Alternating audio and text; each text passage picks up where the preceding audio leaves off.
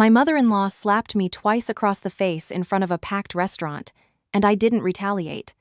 That same day, I listed our family condo for sale. 3 days later, when she brought over 20 relatives for a celebratory viewing, the new owners simply showed her the door.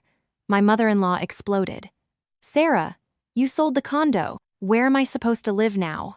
When her first slap burned my left cheek, it felt like the entire restaurant in Soho had gone silent, a sharp ringing in my ears. When the second one struck my right, I tasted the metallic tang of blood in the corner of my mouth.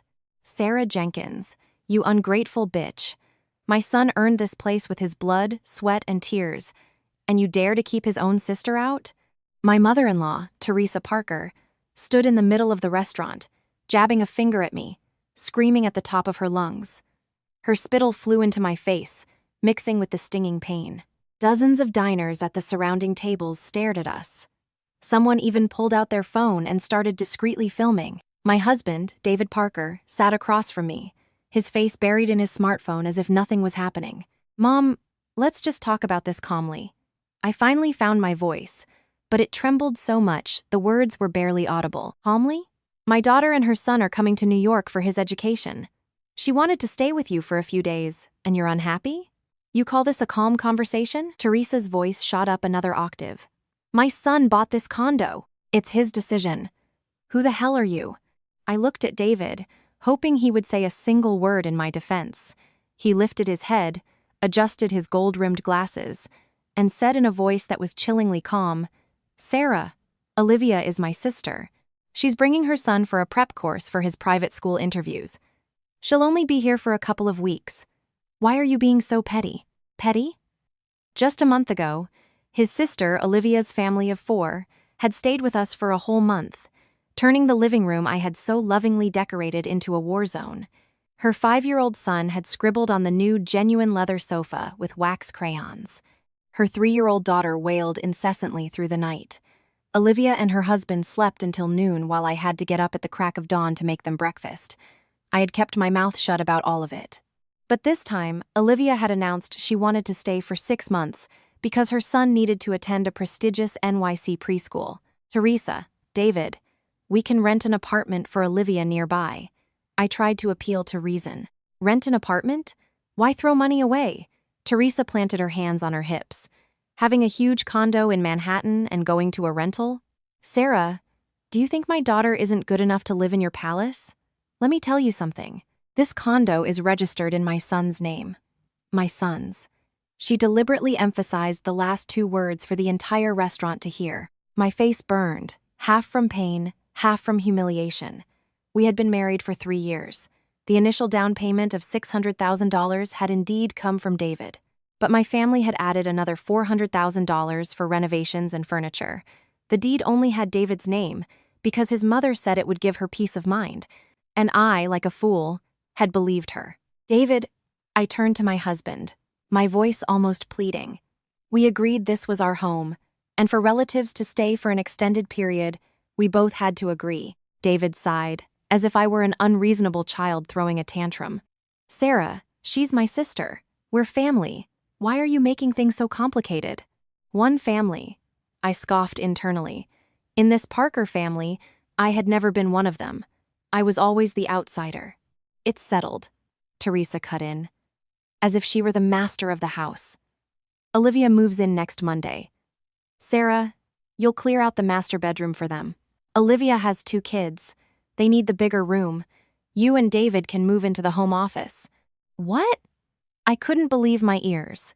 It was too absurd. Even David looked like he was about to object. "What's the big deal? Your sister is struggling with 2 kids. You're young. You can live in a smaller space. You won't die." Teresa stared me down. "It's decided. Sarah, do you have any objections?" All eyes were on me again. David looked at me, his eyes clearly pleading. Asterisk. Don't make a scene. Asterisk. Suddenly, it all seemed ridiculously absurd. 3 years of patience and compromise, of trying to fit into this family, and my reward was 2 public slaps and a brazen, unceremonious invasion of my home. "Fine," I heard my own voice, so calm it surprised even me. Teresa smiled triumphantly. It was the smile of a victor. David let out a visible sigh of relief and picked up his chopsticks. Well, that's great. Let's eat. Everything's getting cold. I stood up. Where are you going? David asked. To the restroom, I said, to fix my makeup, and walked away. I looked at myself in the mirror. Both cheeks were swollen and red, the imprint of 5 fingers clearly visible. My hair was disheveled, and there was dried blood in the corner of my mouth. I turned on the cold water, washed my face, then pulled out my foundation, trying to cover the marks of the assault. My hands were shaking, but deep inside, I was strangely calm. Terrifyingly calm. I took out my phone and opened an encrypted folder. In it were all the pieces of evidence I had collected over the past 3 years. Screenshots of David's text exchanges with his mother, an audio recording of her teaching him how to keep his wife in line, a list of damages after each of Olivia's family visits, and, most importantly, the history of bank transfers from the condo purchase. Of the $600,000 down payment, $360,000 was a gift from my parents. David had said at the time it would be more convenient if he pooled all the money and made a single transfer. My parents, both school teachers from Ohio, were simple, trusting people.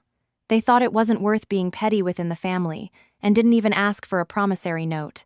I took a deep breath and dialed a number. Leo, it's Sarah Jenkins.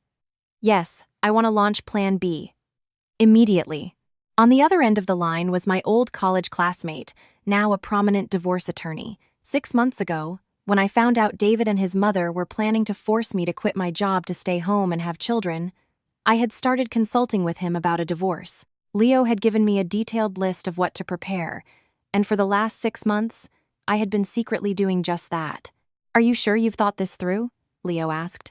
I looked at my swollen face in the mirror. I had never been more certain. The realtor you recommended, can we bring him in? Yes, everything as we discussed. Price below market, priority on an all-cash offer. We need to close the deal within 3 days. After hanging up, I powdered my face again, hiding the finger marks but unable to hide the decision that was solidifying in my heart.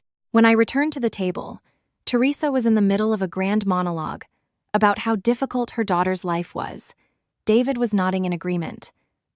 Sarah, what's wrong with your face? He finally noticed the swelling. Nothing, just an allergic reaction, I answered calmly, sitting down and continuing to eat. Teresa shot me a victorious glare that clearly said, asterisk, see who you're dealing with? Asterisk. I silently finished the dinner, listening to them plan the rearrangement of my home, mentally counting down. 3 days. Just 3 days. After dinner, Teresa ordered me to clear the table while she dragged her son to the living room to watch TV. I silently cleaned everything up. David didn't even lift his head to look at me. At 10 p.m., Teresa finally left.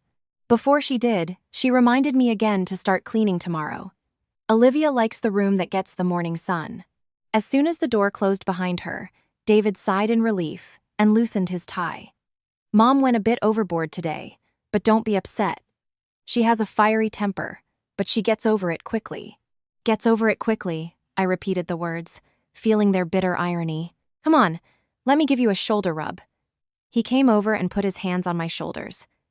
I know you were hurt, but Olivia is my sister, and Mom loves her so much. Let's just put up with it for a little while. 6 months will fly by. I shrugged off his hands. I'm sleeping in the guest room tonight. Sarah, don't pout. He frowned. I'm not pouting. I looked him straight in the eye, enunciating each word. I just need to be alone. That night, I locked the guest room door and opened my laptop. The realtor had already replied. There was a couple urgently looking for a condo near their child's school, ready to pay the full amount in cash. The price was 8% below market. They could sign an earnest money agreement tomorrow, I replied. Bring them for a viewing at 2 p.m. tomorrow. Then, I started packing my most important things. My diplomas, professional certificates, jewelry, and the flash drive with all the evidence. I packed it all into a suitcase and hid it deep in the guest room closet. At 2 a.m., lying in bed, I could hear David pacing back and forth outside the door. Eventually, he gave up and went back to the master bedroom. In the darkness, I touched my still-burning cheek. 3 years of marriage. What did I get? A husband who was always on his mother's side, a family that considered me an outsider, and 2 public slaps. The tears finally came, not of sorrow, but of rage. Rage at myself. Why had I tolerated it for so long? Why did I wait until I was struck in the face to finally see the light? The next morning, after David left for work, I called in sick. At 10 a.m., the realtor brought the buyers. They were a pleasant middle-aged couple, buying the condo for their school-aged child. They glanced at the bruise on my face a few times but were too polite to ask, "Sarah, are you sure you want to sell so urgently? It's a beautiful renovation," the woman said gently. "I'm sure," I smiled. A new life always requires a little decisiveness. They made their decision quickly. That same day, we signed the earnest money agreement, and I received $200,000. According to the contract, they had to pay the remaining balance within 3 days, and we would transfer the title in a week. "You really don't want to think about it?" the realtor asked me quietly. "The price is a bit low. If you waited a month, you could sell for at least $300,000 more." "Time is more important than money," I replied. In the afternoon, I went to the bank and withdrew all the money from our joint savings account. Truthfully, it was mostly my savings, as David's salary went to his mother for investments. Then I called a moving company and scheduled them for 8 a.m. the day after tomorrow. After all that, I went to an urgent care clinic to have my injuries documented. The doctor, after examining my face and hearing it was my mother-in-law, sighed. "Are you going to file a police report?" "I can write you a formal medical statement." "Not the police." "Not yet," I said. "But please, write a detailed report." I didn't need an immediate police report. I needed this document to play its decisive role at the right moment. That evening, David came home. I had already made dinner and acted as if nothing had happened. "Face getting better?" he asked casually. "Much better." I served him dinner. "Olivia is moving in on Monday. Don't forget to clear out the bedroom," he said without looking up from his food. "Oh, and Mom said we should have a big family get-together this weekend to celebrate my nephew getting into his course." Okay.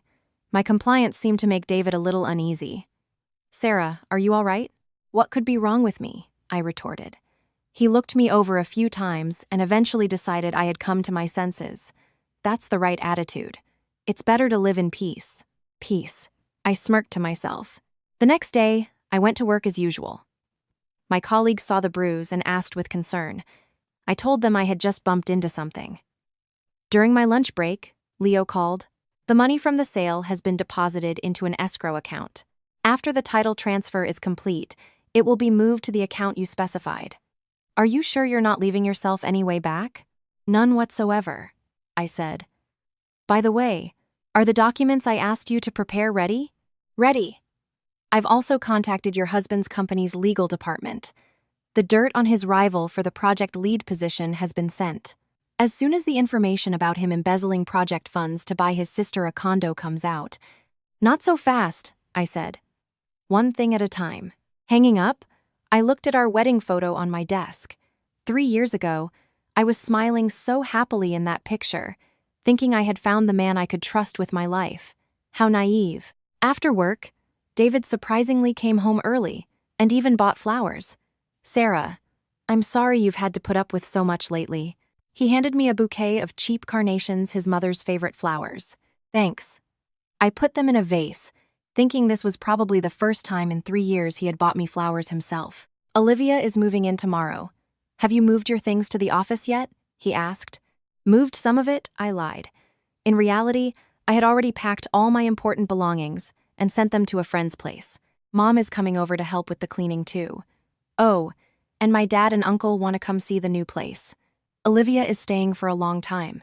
After all, they're worried. My hands froze. "How many people?" "Oh, about 20. The whole clan wants to see the big condo David bought." His voice was filled with unconcealed pride. "More than 20 people." I lowered my eyes, hiding a cold glint. "Okay," I said. "Let them all come. The more, the merrier." David didn't catch the subtext in my words and happily put his arm around my shoulders. That's my understanding wife. That night, I slept in that house for the last time. At 4 a.m., I quietly wheeled out my suitcase, looking back at the place I had once lovingly decorated, but which had never truly belonged to me. Asterisk. Goodbye, and good riddance. Asterisk. At 8 a.m., the moving company arrived on time. In 2 hours, they had moved all my things. In reality, my possessions made up maybe a tenth of the apartment's contents. I decided to leave the rest behind. David had already left for work, suspecting nothing. At 10 a.m., I was at the city clerk's office, finalizing the title transfer with the buyers. When the final sum hit my account, I deleted all of David's contacts. At 11 a.m., I was sitting in my new rental apartment. It was closer to work, a third of the size of the old one, but every square inch here belonged to me. My phone started ringing off the hook. Missed calls from David piled up. I calmly blocked his number. Then, I opened the security camera app on my phone. It was a camera I had secretly installed 6 months ago as a theft deterrent. David didn't know about it. On the screen, Olivia's family of 4, with large suitcases, stood at the door of my former condo, banging on it with all their might. "David, Sarah, open up!" Then, through the speaker, came Teresa's shrill voice. "Sarah, open this door.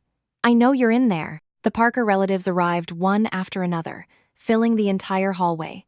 More than 20 people, just as promised. I raised my coffee cup, took a sip, and waited for the show to begin. Just then, the elevator doors opened, and the middle-aged couple, the new owners, stepped out. Seeing the scene, they were stunned. "Who are you people? Why are you blocking my door?" On the screen, Teresa turned and sized up the new owners from head to toe. "And who are you?" "This is my son's condo." I turned off the app. There was no need to watch any further. The phone rang again, this time from an unknown number. I answered. On the other end was Teresa's furious scream. "Sarah, you sold the condo. Where am I supposed to live now?" I chuckled softly, brought the phone closer to my mouth, and said in the calmest voice I had used in 3 years, "And how is that my problem?" Then I hung up, blocked the number, walked to the window, and threw it wide open. After hanging up, I turned the security camera feed back on. The scene on the screen was more entertaining than any TV show. Teresa stood at the forefront, her stern face contorted with disbelief and rage.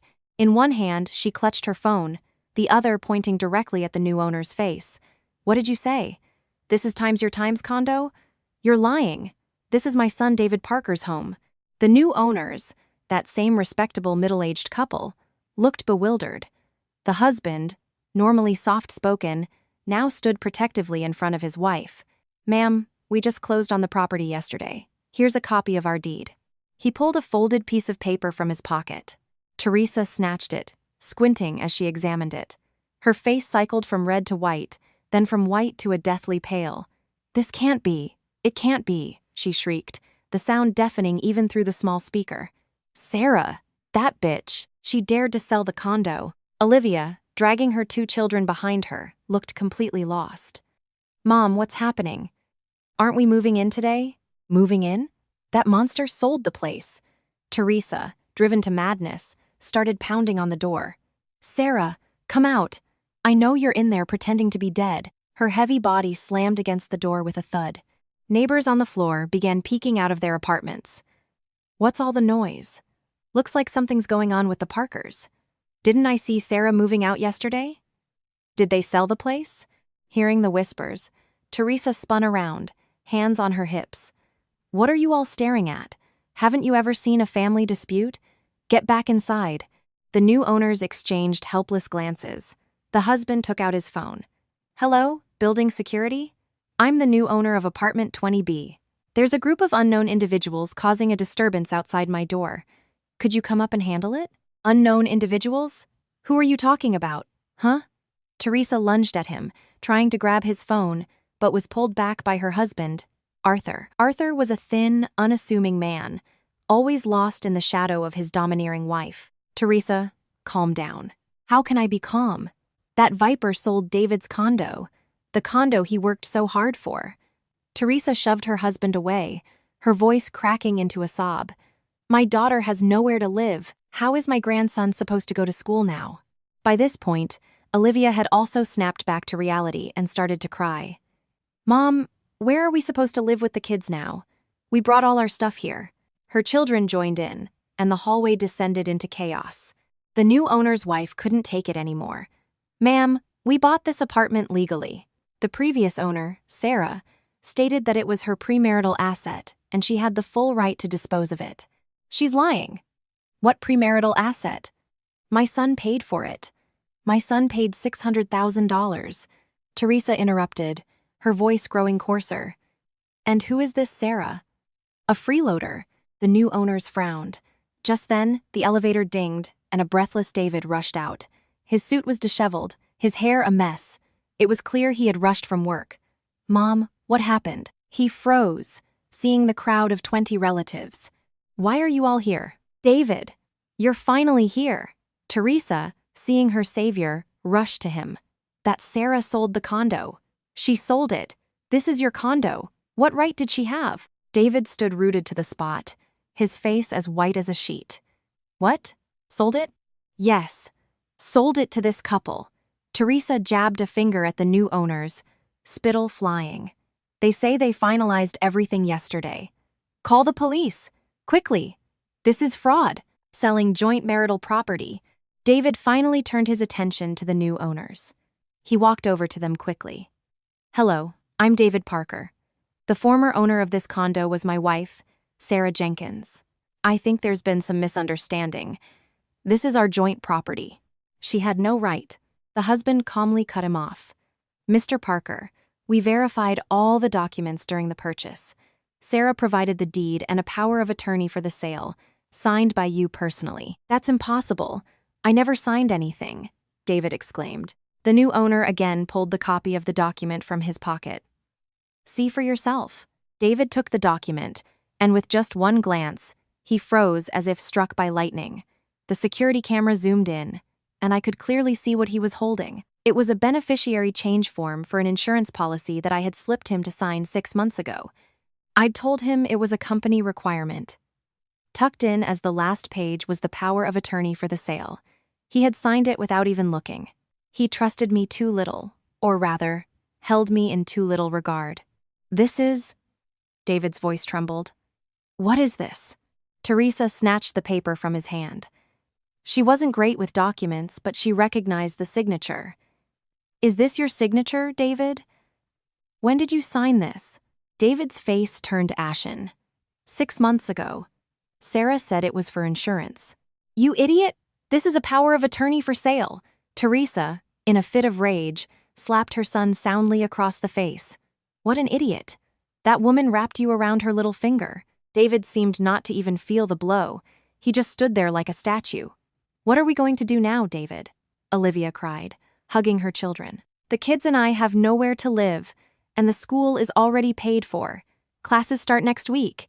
Teresa collapsed to the floor, beating her thighs and wailing. Lord, why am I being punished like this? I raised a son, and he brought a she-wolf into our home. She's cheated our entire family. Her cries attracted even more neighbors. Someone was already filming the whole thing on their phone. Mom, stop it! Arthur tried to lift his wife. Get away from me. This is all your fault, you useless man. You raised a useless son just like you. Teresa pushed him away and continued to sob. I'm so miserable. The condo is gone. My daughter has nowhere to live. Why should I even go on living? The new owners watched this spectacle with disgust. At that moment, security guards from the management company arrived, but seeing the furious crowd of 20 people, they hesitated to act. Please, calm down, the new owner said loudly. Whatever disputes you have, by law, this condo is now ours. I ask you to leave the premises immediately, or we will be forced to call the police. Call the police! Teresa jumped to her feet. Let the police come and see how this swindler stole my son's property. Mom, that's enough. David finally snapped out of it. A red handprint was blooming on his cheek. Let's go home. I'll find Sarah and sort this out. Sort what out? She did this on purpose. She's a cunning fox. Teresa raved. I gave her 2 slaps yesterday, and today she gets her revenge on us.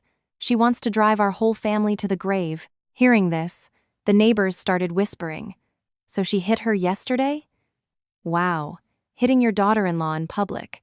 And now they're surprised she sold the condo and left. They brought it on themselves. That old Mrs. Parker is a notorious troublemaker. Sarah put up with a lot from her. But selling the condo is too much. It's joint property. Teresa, Hearing this, grew even angrier. What do you people know? This is the Parkers' condo. Sarah didn't contribute a penny. She lived off my son, ate his food, and now she sold his condo. The new owner's wife couldn't stand it. Ma'am, I thoroughly checked everything during the purchase. Of the $600,000 down payment, $360,000 came from Sarah's parents. There are bank statements. The $400,000 for renovations and furniture was also paid by Sarah. In truth, your son only contributed $240,000. These words landed like a thunderclap. The entire hallway gasped. Teresa froze as if she'd been struck. David looked at the new owners in disbelief. What did you say? Sarah contributed $360,000? That's impossible. That was money my mom gave me. The statements show that $600,000 was transferred from your account. That's correct, the woman said calmly. But, shortly before that, a sum of $360,000 was deposited into your account from Sarah's parents' account. Sarah showed us all the proof, including statements and text message history. David staggered and leaned against the wall. Teresa turned green. You're lying. I gave David $360,000, but it was transferred by Sarah's parents, the woman sighed. Ma'am, I would advise you to have an honest talk with your son. Now, please clear the way. We need to change the locks. She signaled the security guards to start dispersing the crowd. The Parker relatives exchanged bewildered glances. Some had already started to quietly back away toward the elevator. They had come to see a new condo and share in a triumph, but instead found themselves embroiled in such a disgrace. Stay! Nobody leaves, Teresa screamed. Until you give us an explanation, no one is going anywhere. Mom! David finally exploded. Haven't you had enough shame for one day? The shout stunned Teresa. Her son, who had never raised his voice to her in his life, was now yelling. David took a deep breath and turned to the new owners. I'm sorry for the disturbance. We're leaving. He grabbed his mother and told his sister, Olivia, take the kids to the old apartment for now. I'll figure something out. David, we have so much stuff. How are we going to… Olivia began. Just go, David nearly roared. The Parker family finally began to retreat. More than 20 people crammed into 3 elevators. It was a pathetic sight. Teresa, being pushed into the elevator by her son, was still screaming, Sarah, you'll get what's coming to you. I'll sue you. I'll put you in jail. The elevator doors closed, and the hallway was finally quiet. The new owners looked at each other and sighed in relief. Thank you, the husband said to the guards. Just doing our job, the head guard said, shaking his head. What a family. The camera feed ended there. I closed my laptop and took my now cold coffee out to the balcony. The sun was shining, and the early autumn wind was pleasantly cool on my face. The phone rang again. This time it was my mom. Hello? Sarah, where are you? David's mother called me, crying and screaming, saying you sold their condo. What happened, honey? I answered calmly. Mom, $360,000 of our money was invested in that condo. I sold it and took back what belongs to us. Am I wrong? But it was your family home. Husbands and wives fight, but not to the point of selling the house. David called. He asked me to talk to you. Mom, yesterday in the restaurant, Teresa hit me twice in front of everyone, I interrupted her. Silence on the other end. David sat across from me and didn't say a word, I continued. In 3 years, I've tolerated too much. Selling the condo is just the beginning. My mom's voice trembled. She hit you? Did it hurt? Why didn't you tell me right away? And what would that have changed? You would have just told me to be patient, I said, speaking the truth. My mother was old-fashioned. She always believed a married woman should endure. I'm worried about you. Don't worry. I'm filing for divorce, I said. Mom, I've already transferred the $360,000 back to your account, and another $40,000 on top. Consider it interest. Sarah, I know. You're afraid of being a divorcee. Afraid of what people will say. I looked down at the stream of cars below. Mom, I'd rather be a divorcee than a beaten daughter-in-law. After hanging up, I opened my laptop and started preparing the documents for court. Leo had already sent a draft of the petition. I just needed to sign it. Suddenly, the doorbell rang. I cautiously looked at the intercom screen. It was a delivery driver. I opened the door and received a package, a new smart lock and a security camera. The old camera in that condo was no longer useful to me. A new home needed a new security system. I started installing the camera. I had learned a lot in the last 6 months. Once it was installed, I checked the feed. The image was clear. The phone rang again. This time it was a friend request on WhatsApp from David. The message read, "Sarah, let's talk." I declined the request and blocked him. A few minutes later, an unknown number called. I answered. It was David. "Sarah, where are you? Can we talk?" His voice was tired. "About what? The condo? Or the fact that your mother hit me?" "I apologize on her behalf." "You apologize on her behalf?" I scoffed. "David, your mother hit me. Shouldn't she be the one to apologize?" "Not that it matters anymore. I don't need it." "Sarah, I know you're angry, but how could you sell the condo without talking to me?" "That was our home." "A home?" I repeated. "It was your time's home, your mother's home, your sister's home. It was never mine." There was a long silence on the other end. "That $360,000, was it really from your parents?" "Didn't you see the bank statements?" I said. "David, did you really think your family could afford a $600,000 down payment? Your mother's pension is $3,000 a month. Your father is unemployed. How much is your old house worth? You don't even know yourself." "But Mom said it was her life savings." "Whatever your mom says, you believe it." I cut him off. "Just like you believed her when she said my parents were greedy, when she said I wasn't good enough for you, when she hit me in public. You thought that was normal too." "I didn't think it was normal. I was going to talk to you at home. Explain everything." "Explain what? Why your mother hit me? Or why you sat there like a statue?" My voice was terrifyingly calm. "David, it's over between us. I'll have my lawyer send the divorce agreement. Sign it. It will be better for both of us." "Don't be ridiculous," he suddenly snapped. "Sarah, I know I was wrong. I was really wrong. Give me a chance. I promise. I'll always be on your side from now on. I'll deal with my mom." "It's too late," I said. "When you sat there and watched me get hit, it was already too late." I hung up and blocked the number. Outside, it was getting dark, and the city lights were coming on. I opened the fridge and made a simple dinner for myself. I ate alone, not thinking about anyone else's tastes, not waiting for anyone, not listening to a mother-in-law's criticisms. After dinner, I took a bath, put on a face mask, and opened a book I had bought long ago but never had time to read. At 10 p.m., I went to bed. Before turning off my phone, I glanced at the screen. Dozens of missed calls from David and his family, and one text from an unknown number. "Sarah, you venomous snake. You'll pay for this. Teresa Parker." I took a screenshot and saved it in the evidence folder. The next morning, I was awakened by a persistent knock on the door. Looking through the peephole, I saw 2 police officers. "Miss Jenkins? We're from the local precinct. A complaint has been filed alleging you are a suspect in a fraud case. Please open the door and cooperate with the investigation." I took a deep breath, straightened my robe, and opened the door. "Hello, officers. What's this about?" I asked calmly. The older officer showed his badge. "Miss Jenkins, your mother-in-law, Teresa Parker, filed a report stating that you unlawfully sold joint marital property, and she suspects you of fraud. We need to ask you some questions. Please, come in." I stepped aside to let them in. I'd just like to make one correction. That condo was not joint property. It was my premarital asset. The younger officer snorted in disbelief. "Do you have proof?" the older one asked. I nodded and brought a folder of documents from my study. "This is a copy of the deed.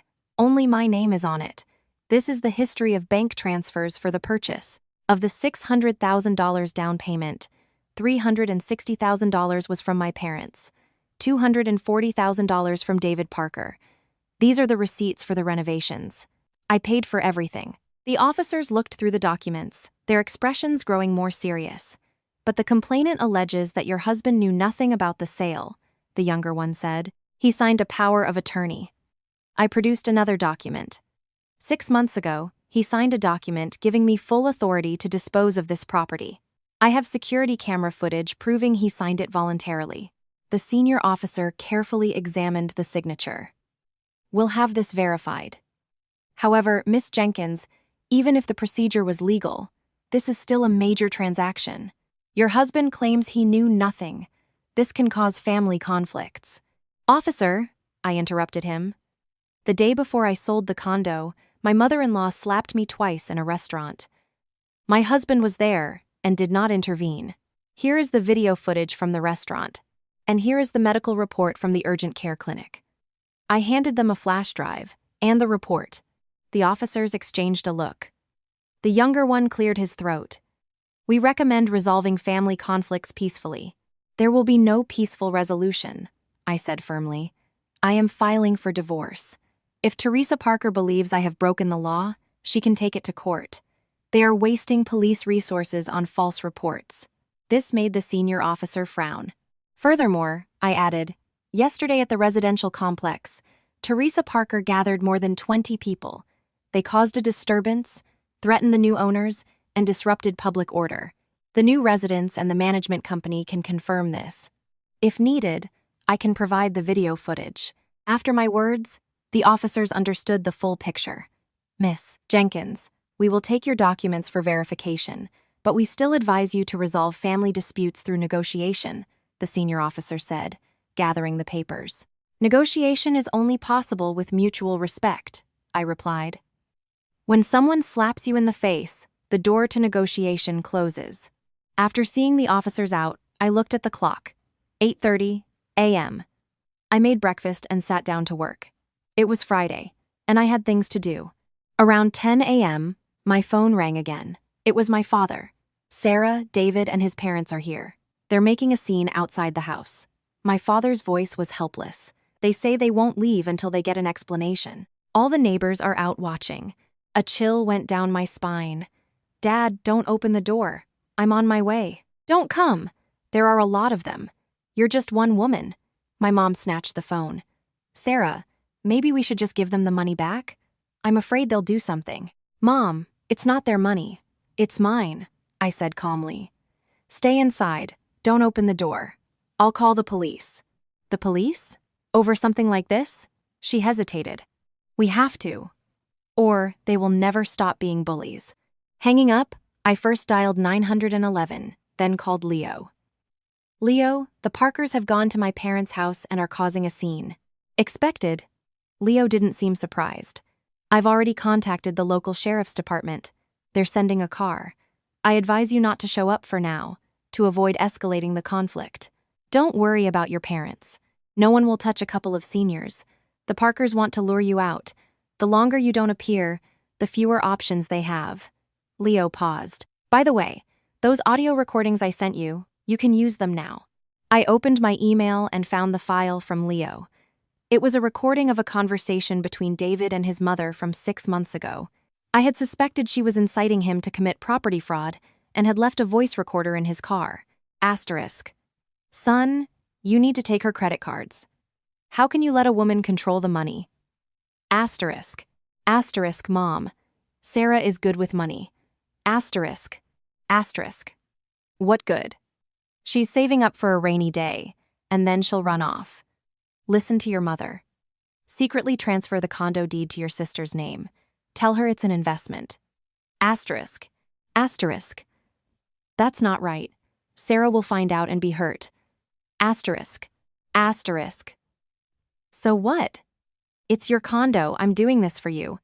What if you get divorced? She'll take half. Asterisk. Listening to the recording, my blood ran cold. 6 months ago, when I first heard it, I was shaking.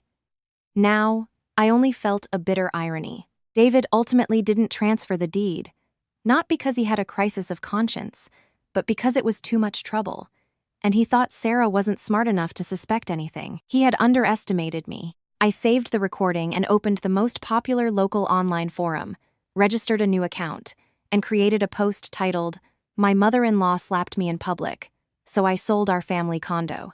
I didn't go into excessive detail, just laid out the facts.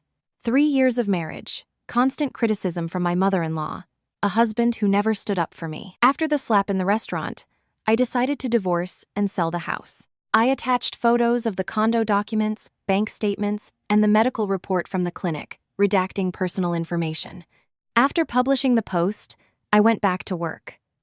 By noon, the post had gone viral. Commenters were divided. Some supported me, others called me cruel for destroying a family. I scrolled through the comments and saw one from a user named Just Observer.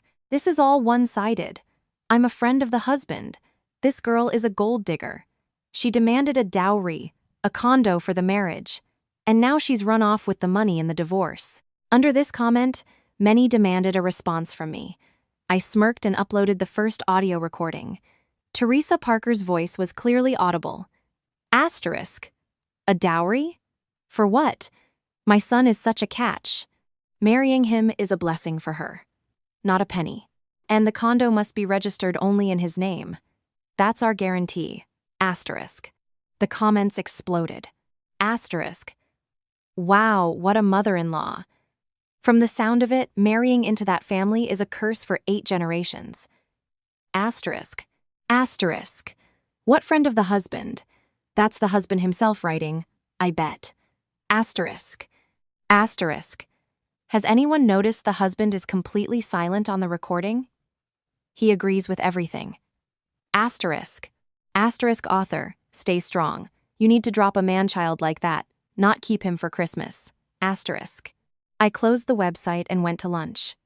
At 2 p.m., Leo called. The police asked the Parkers to leave your parents' property, but they've come to your office. I'm on vacation, I said. I know, but they made a scene at the reception. It's bad for the company's image. Your firm's legal department contacted me. They're hoping you'll resolve this privately. I frowned. What does that mean? They don't want trouble. They're hinting that you should contact David and make a deal. Leo paused. However, as your lawyer, I told them this is your personal matter. If the company pressures you because of this, we can sue them for violating employee rights. Thank you, I said sincerely. By the way, David saw the post too. He contacted me through a mutual friend, said he's willing to apologize and compensate for damages. He's asking you not to publish any more recordings. Apologize, compensate. I scoffed. He was afraid I'd publish the second recording, and on the second recording was their conversation about how to get me to quit my job and stay home with kids. Asterisk. Sarah is earning a lot now. She doesn't want to quit.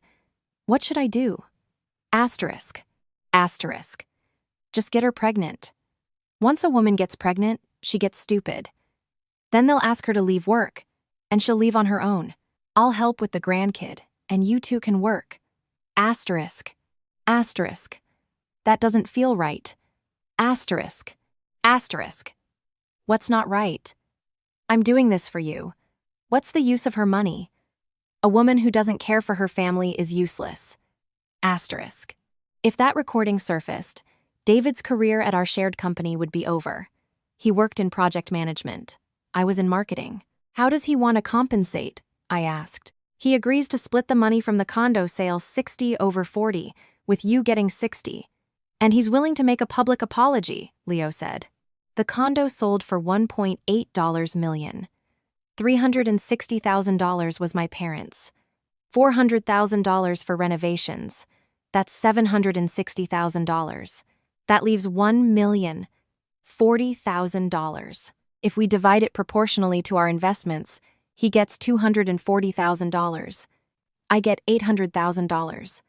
I invested 75%. I had calculated it precisely. He was entitled to $240,000. In the divorce agreement, I had already written him down for $300,000. The extra $60,000 was half of our joint savings. What was he unhappy about? Leo laughed. You've calculated everything perfectly. He's probably trying to negotiate for more or doesn't want to lose his meal ticket. Tell him the terms are non-negotiable. And if he or his family continues to harass me, my family, or my colleagues within the next 24 hours, I will publish the second recording and file a police report for harassment. Harsh, Leo approved. I'll pass it on. After hanging up, I looked at the stream of cars below. My phone vibrated. A message from a new number from David. Asterisk. Do we really have to take it this far? 3 years together. Are you really this ruthless? Asterisk? I didn't reply, just blocked the number. A minute later, another one. Asterisk, I know I was wrong. Give me one more chance. I'll handle my mom. I promise she won't interfere in our lives anymore. Asterisk. I blocked it again. A third number. Asterisk. I don't need the money from the condo sale. We don't have to get divorced. I really do love you. Asterisk. This time, I replied. Asterisk. You don't love me. You love a submissive fool who knows how to make money, tolerates your mother, and is willing to give up her home for your sister. Unfortunately for you, that fool died yesterday. Asterisk. After sending the message, I felt a sense of relief. At 4 p.m., I checked the forum again. My post was on the front page, with over 5,000 comments. Many shared similar stories. Some were supportive, some were doubtful, but most were sympathetic. I refreshed the page and saw a new reply.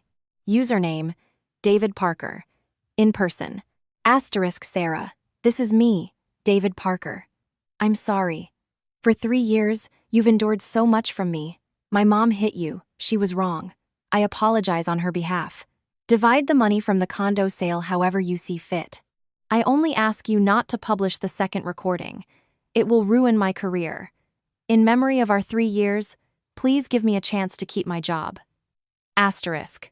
This reply quickly shot to the top. Asterisk. Whoa. The husband has appeared. Asterisk. Asterisk. So he admits it. That means the recording is real. Asterisk. Asterisk. What's on the second recording? I'm dying of curiosity. Asterisk. Asterisk. The man is begging for mercy. Where were you before? Asterisk. Asterisk. Author. Don't go soft on him. Give him the public shaming he deserves. Asterisk. I looked at the reply, my fingers hovering over the keyboard for a long time. Then I typed, asterisk, fine. If you and your family no longer bother me and my relatives, I will not publish the second recording. I've sent you the divorce agreement. Sign it. After hitting send, I received a reply from David a few minutes later. One word. Asterisk. Okay. Asterisk. I closed the website and took a deep breath. That evening, Leo called. He signed. I've transferred him the $300,000. But Sarah, be careful. His mother won't give up this easily. I know, I said. Do you want me to help you get a restraining order? Not yet. I looked at the darkening sky outside. If she comes at me again, an order won't be enough.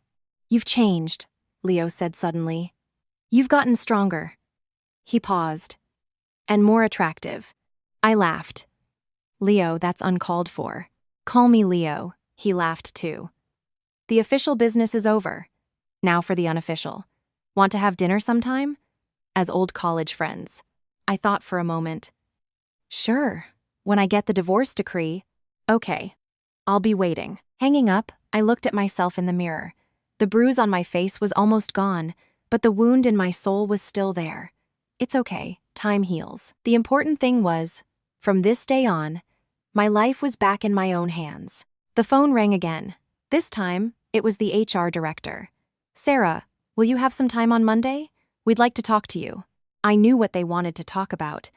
The scandal with the Parker family had affected the company's image. They wanted me to resign. Yes, I answered calmly, but I'll be coming with my lawyer.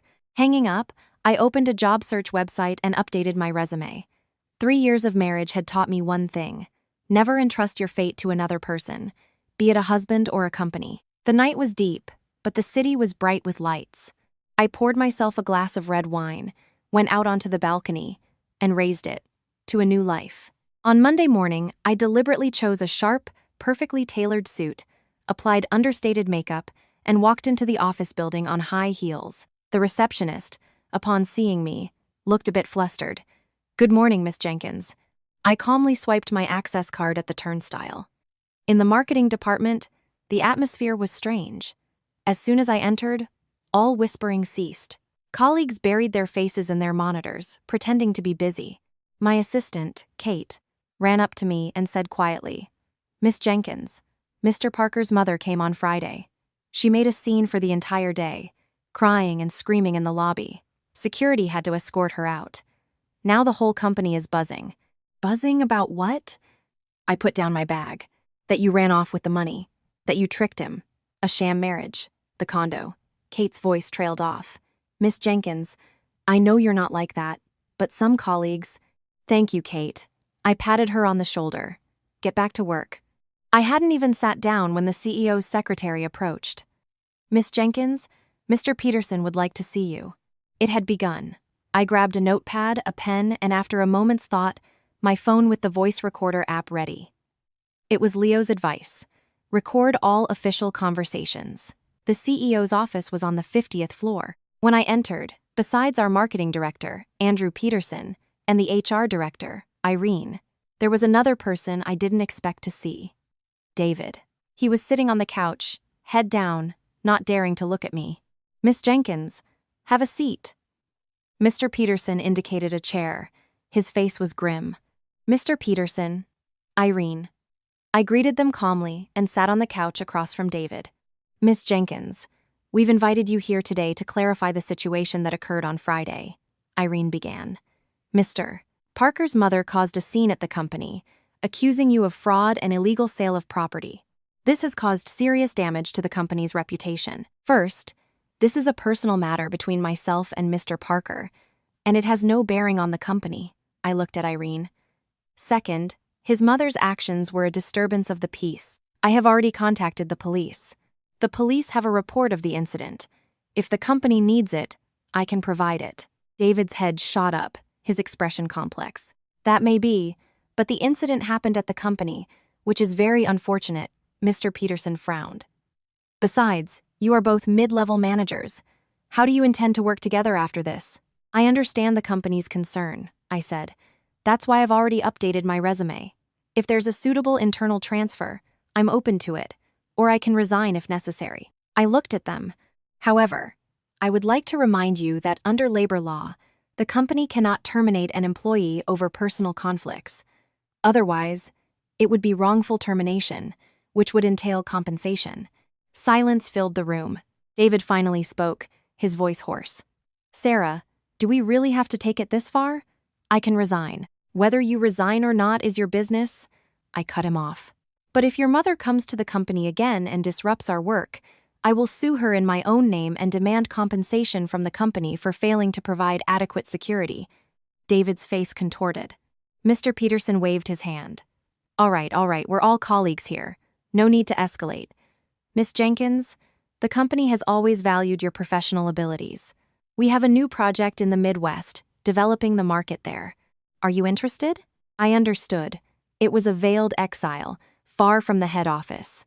What are the terms? I asked directly. Mr. Peterson was clearly not expecting such directness. The same terms, plus a travel allowance. I'll need to think about it, I said.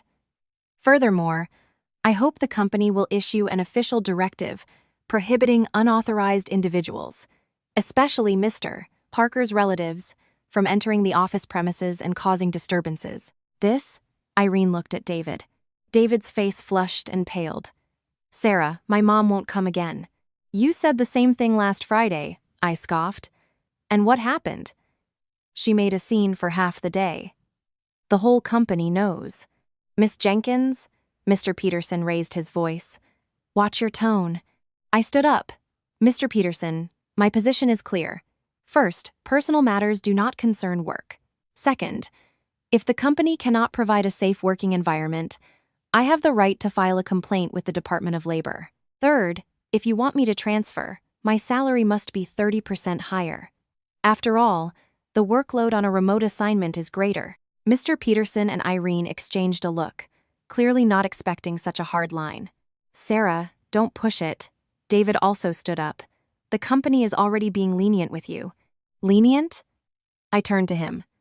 David, should I tell Mr. Peterson how you embezzled project funds to buy a condo for your sister? David's face instantly went white. What are you talking about? In March of last year, from the Emerald City project you managed, a sum of $200,000 went missing. You said it was a payment to a subcontractor, but I checked. That subcontractor never received the money, I said calmly. Should I provide the transfer statement? The recipient was your sister, Olivia Parker. The office became deathly quiet. Mr. Peterson's face grew very dark. Mr. Parker, is this true? No, David stammered. You're slandering me. You can deny it. I took several printouts from my bag. This is the bank statement. $200,000 from the project account. Ended up in Olivia Parker's account. The transfer date is May 18th of last year, right when Olivia was making the down payment on her condo. I placed the documents on the table. Mr. Peterson took them, and the longer he looked, the darker his face became. Mr. Parker, explain yourself. Irene's voice was icy. Sweat beaded on David's forehead. It was a loan. My sister needed the money urgently. A loan? From project funds? For your sister?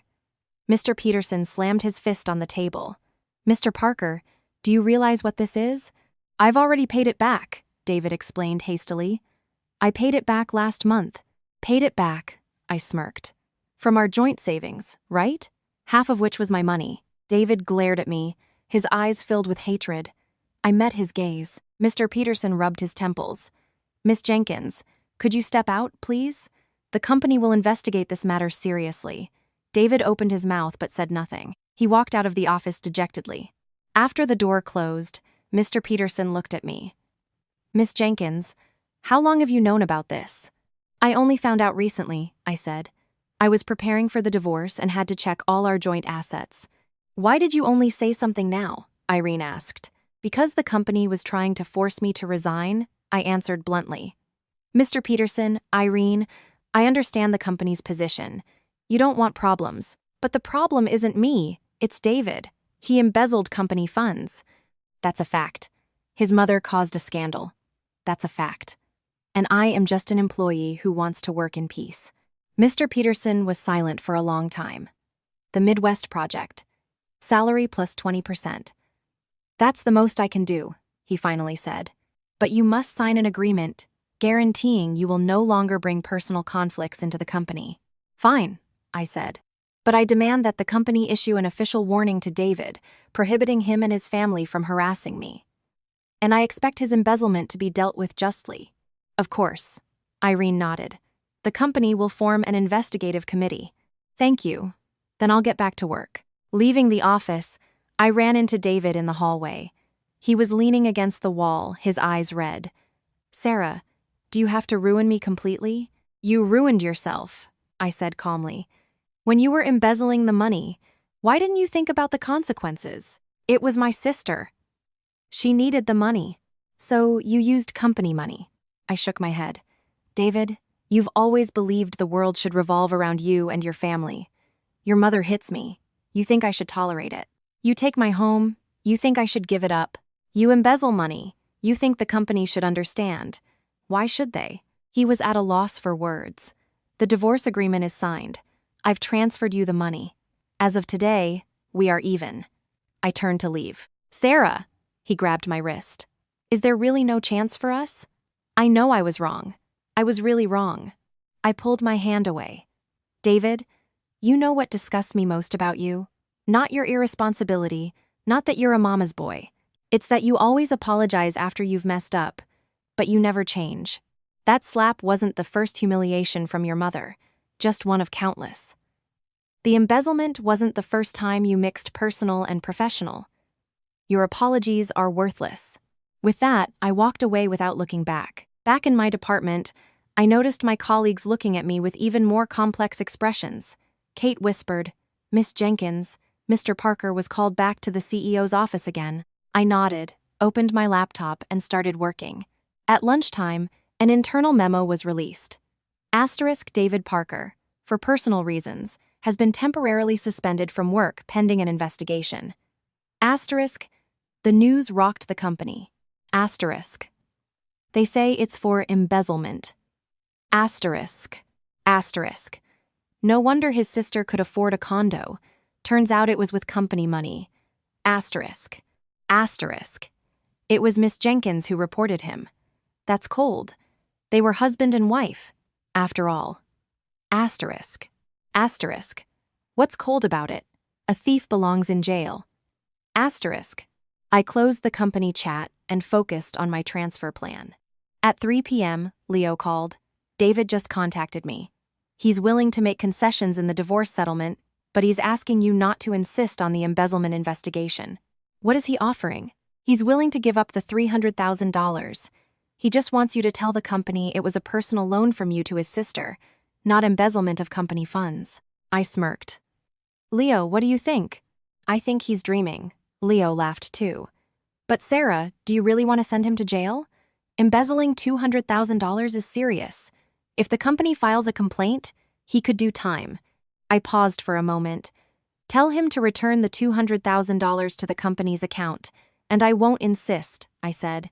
But don't think I'm giving up that $300,000. Why? Leo was confused. If he doesn't take it, it's better for you. Because I don't want to owe him anything, I replied. What he's entitled to, I'll give him, down to the last cent. What he's not a penny more. Money separate, we're strangers. Understood, Leo said. I'll pass it on. Hanging up, I looked out the window. In truth, I could have sent him to jail, but how would I be any different from them then? I never wanted revenge. I wanted freedom. After work, I ran into David in the elevator. He was carrying a box of his things, obviously clearing out his desk. We were the only two in the elevator. The atmosphere was tense. The company suspended me for investigation, he began. I returned the $200,000 today. That's good, I said. Sarah, his voice cracked. Can we really not go back? The elevator arrived. Before stepping out, I said, David, have you ever thought that if, on that day in the restaurant, you had stood up and stopped your mother, said just one word, things might have been different? He froze. But you didn't. I walked out of the elevator, so there's no going back. Leaving the office building, I felt the warm rays of the autumn sun. My phone rang. It was my mom. Sarah, the Parkers are here again, this time with journalists. A chill ran down my spine. Journalists? Yes. They say they want to expose you. How you cheated their family, they want to disgrace you. I clutched my phone. Don't open the door. I'm on my way. Hanging up, I called Leo. The Parkers brought journalists to my parents' house. Leo's voice became serious. I'm heading there now. Sarah, you go straight to the police station and file a report. This time, we have to press charges. I hailed a taxi and gave the address of the precinct. When I arrived, Leo was already waiting. I've contacted the local department. They've dispatched officers to the scene. He handed me a bottle of water. Don't worry. This time we have enough evidence. We can sue them for slander and disturbing the peace. What kind of journalists? I took a sip, trying to calm down. 2 reporters from a local tabloid. I checked. They specialize in these kinds of family scandals. They love to sensationalize things. Leo adjusted his glasses. Your mother-in-law isn't stupid.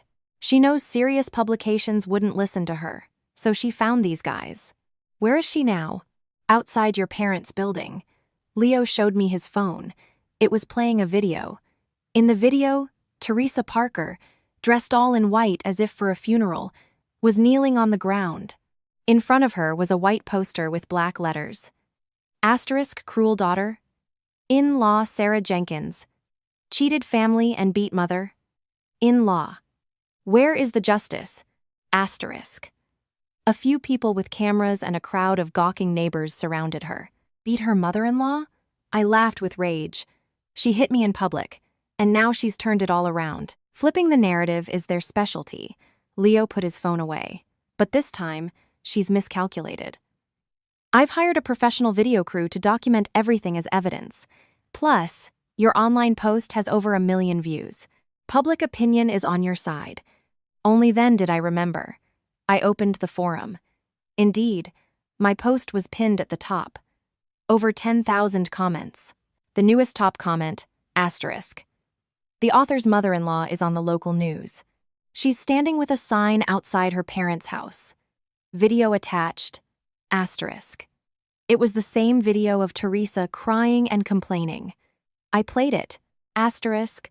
Respected journalists, dear neighbors, please help me. I raised a son, and he brought a she-wolf into our home. For 3 years, she lived off us, and now she's decided to divorce him. secretly sold the condo, and left us with nothing. And she beat me. Look at my injuries. Asterisk. Teresa pointed to her completely unblemished face. Asterisk. She hit me so hard. My son can confirm it, and there are cameras in the restaurant. I was in the hospital after that. I have a doctor's note. Asterisk. The video ended. The comments exploded. Asterisk.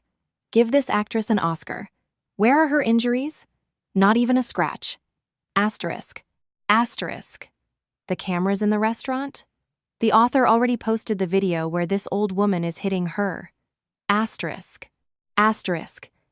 What a disgusting thing to do, to slander someone like that. Asterisk. Asterisk author. Go out there and slap her with the truth. Asterisk. I handed the phone back to Leo. Let's go to the scene. Are you sure? Leo frowned. Things could get out of control there. If I don't go, they won't leave my parents alone. I stood up. You can't run from some things. When we arrived, Teresa's performance was in full swing. She was sitting on the ground, beating her thighs and sobbing, surrounded by a crowd of 50 or 60 people. David and his father were also standing off to the side, looking extremely uncomfortable. David tried a few times to go and lift his mother, but she pushed him away. Mom, that's enough. Let's go home, he said quietly. What home? Until I get justice, I'll die right here, she shrieked. Just then, she saw me. There she is. She's here. Teresa jumped to her feet and rushed towards me. Leo stepped in front of me. Mrs. Parker, please calm down. We've called the police. The police? Excellent.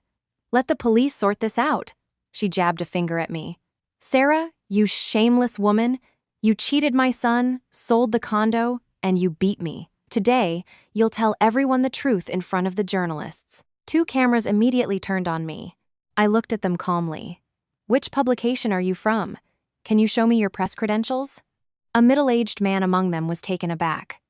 We're from The People's Truth. What business is it of yours? What publication we're from? We're here to expose an ungrateful daughter-in-law. Credentials, I repeated. He stammered. What right do you have to demand our credentials? The lack of credentials means you are conducting journalistic activities illegally. Leo stepped in. Furthermore, you are filming without permission, violating the right to privacy and image. We can sue you. The 2 journalists exchanged a look. Their fervor had dampened. Teresa, seeing this, started wailing again.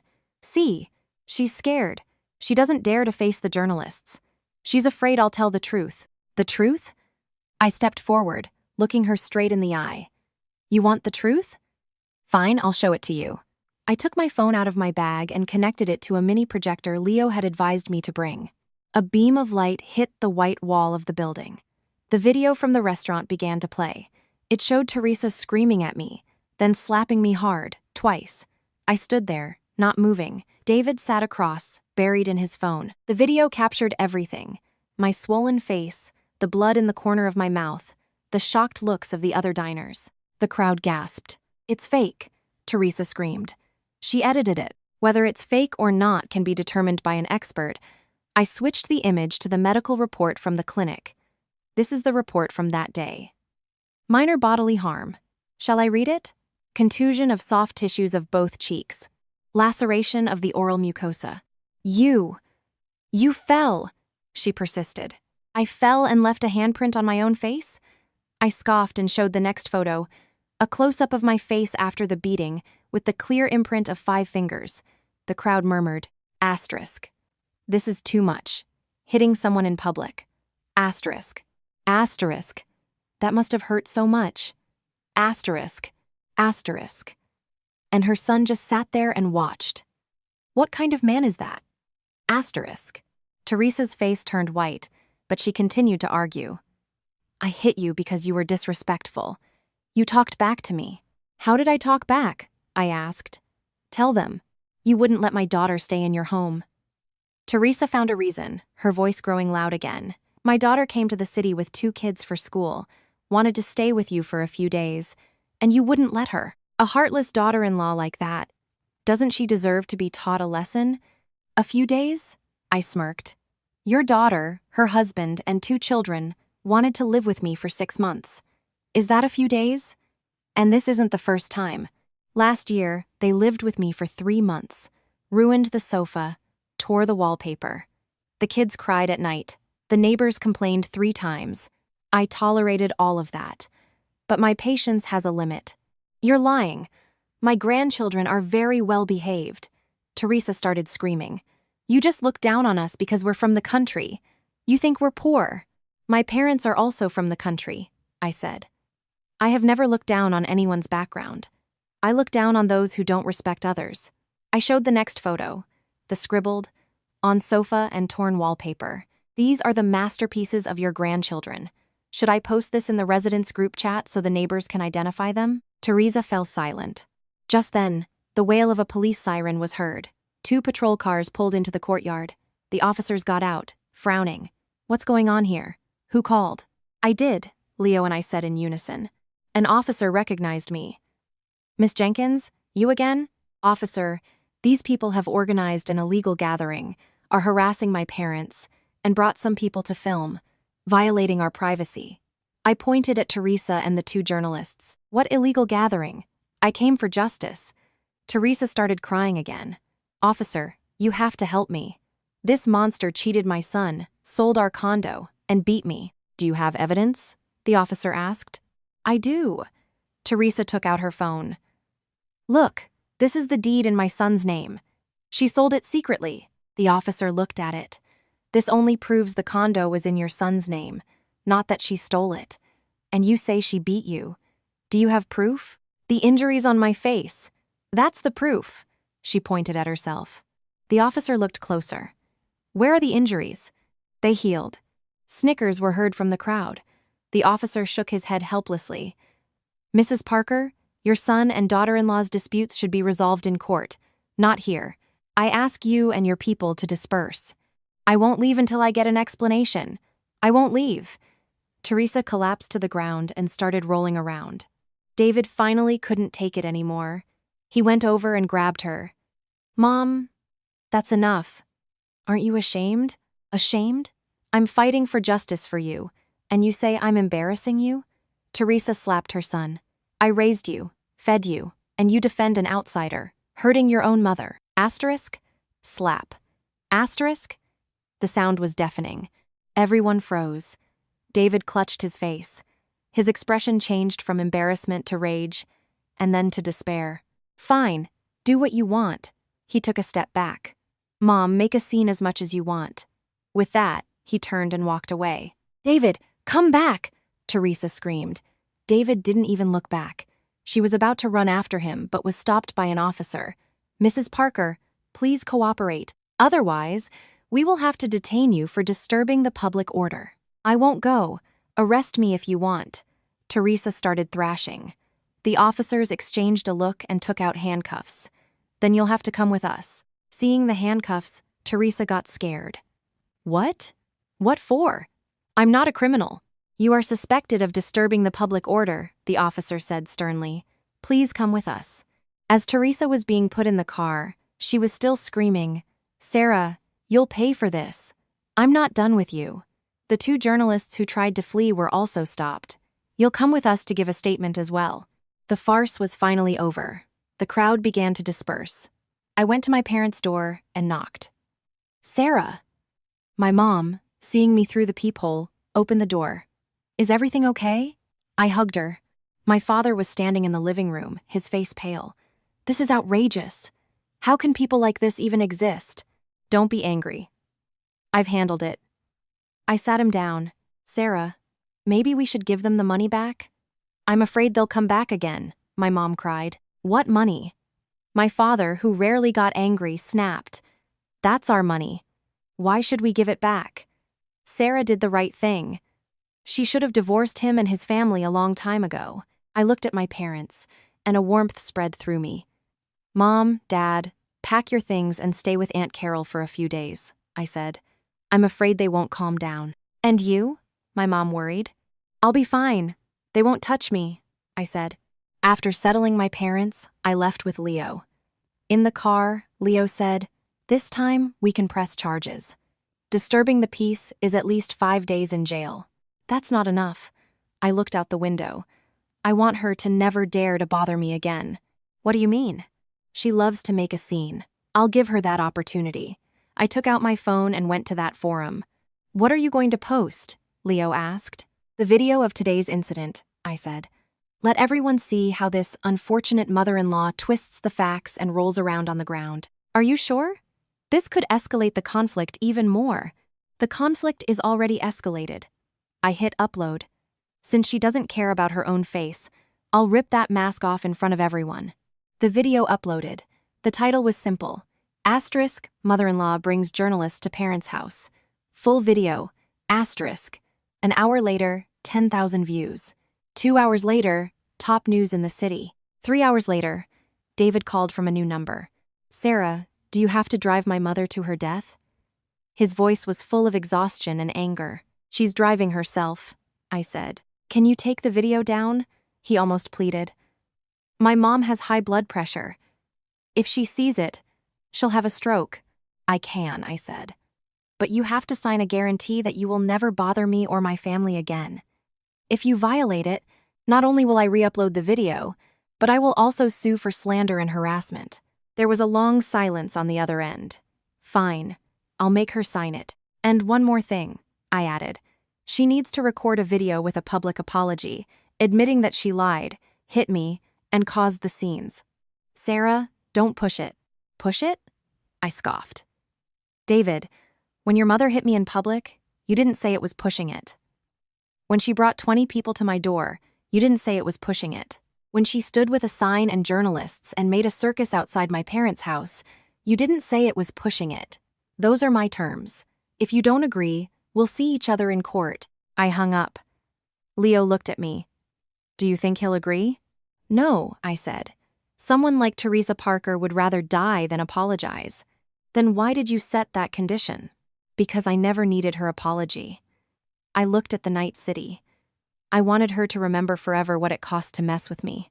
My phone vibrated. A message from David. Asterisk. I agree, but Mom won't sign. She says she'd rather die than bow to you. Asterisk. I replied. Asterisk. Then prepare for a funeral. Asterisk. After sending it, I turned off my phone. Leo looked at me, wanted to say something, but remained silent. Do you think I'm too cruel? I asked. No, he said. I just think you've changed a lot. For the better or for the worse, you've become stronger, he said seriously. The old you wouldn't have defended yourself like this. I smirked, and the smirk made my eyes sting. Yes. The old me only knew how to endure, to yield, and to wait for others to develop a conscience. The new me has finally learned to protect my own dignity. The car stopped at my building. Want me to walk you up? Leo asked. No need. Thanks for today. Sarah, he called out to me. If you need anything, call me anytime. We're old friends, don't hesitate. Okay. Going upstairs, I opened the door, turned on the light. The apartment was empty but clean and quiet, completely mine. I took off my shoes, walked barefoot across the floor, and went to the window. The night city was beautiful. Behind every window, a story. My story was just beginning. My phone rang again. An unknown number. I answered. Hello, Sarah? I'm a reporter from City News. I'd like to interview you about today's incident. Is this a good time? Finally, a serious media outlet. It is, I said. But I have conditions. Go on. I want a live broadcast. City News was the highest-rated program in the city, known for its hard-hitting reports.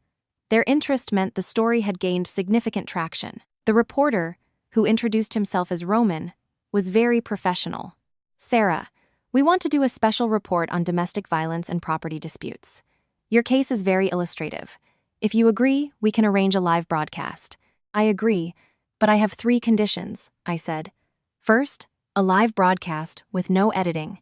Second, my lawyer must be present. Third, if the other party wants to speak, it must be a face-to-face debate, not a separate interview. Roman was silent for a few seconds. A face-to-face debate. Are you sure? Teresa Parker might. If she doesn't dare to come, it means she has something to hide, I said. And if she dares, I'm ready to face her. All right, I'll try to arrange it, Roman said. Is 8 p.m. tonight convenient for you? After hanging up, I immediately called Leo. Hearing about City News, he was surprised. They reached out to you? That's prime time. Roman said my post caused a big stir. They see it as a news story. This is an opportunity, Leo said, but also a challenge. A lot can happen in a live broadcast. If Teresa Parker comes, she might have a meltdown. You need to be prepared. I'm ready, I said, but I don't think she'll come. I was wrong. At 7:30 p.m., when Leo and I arrived at the TV station, we saw Teresa, David, and another middle-aged woman I didn't recognize in the lobby. Teresa was wearing a modest gray cardigan, her hair neatly styled, with even a touch of makeup, a complete contrast to the hysterical woman who had been rolling on the ground. The woman next to her, wearing glasses, looked very sharp and businesslike. Who's that? I whispered to Leo. Teresa's sister, Vera, an elementary school teacher. They say she's very articulate. Leo had clearly done his homework.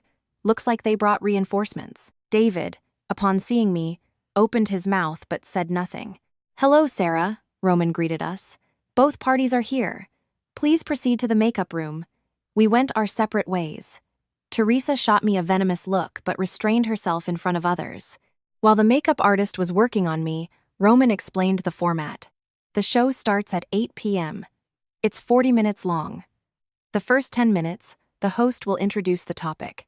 Then 15 minutes for each side to present their case, and the last 10 minutes for viewer questions.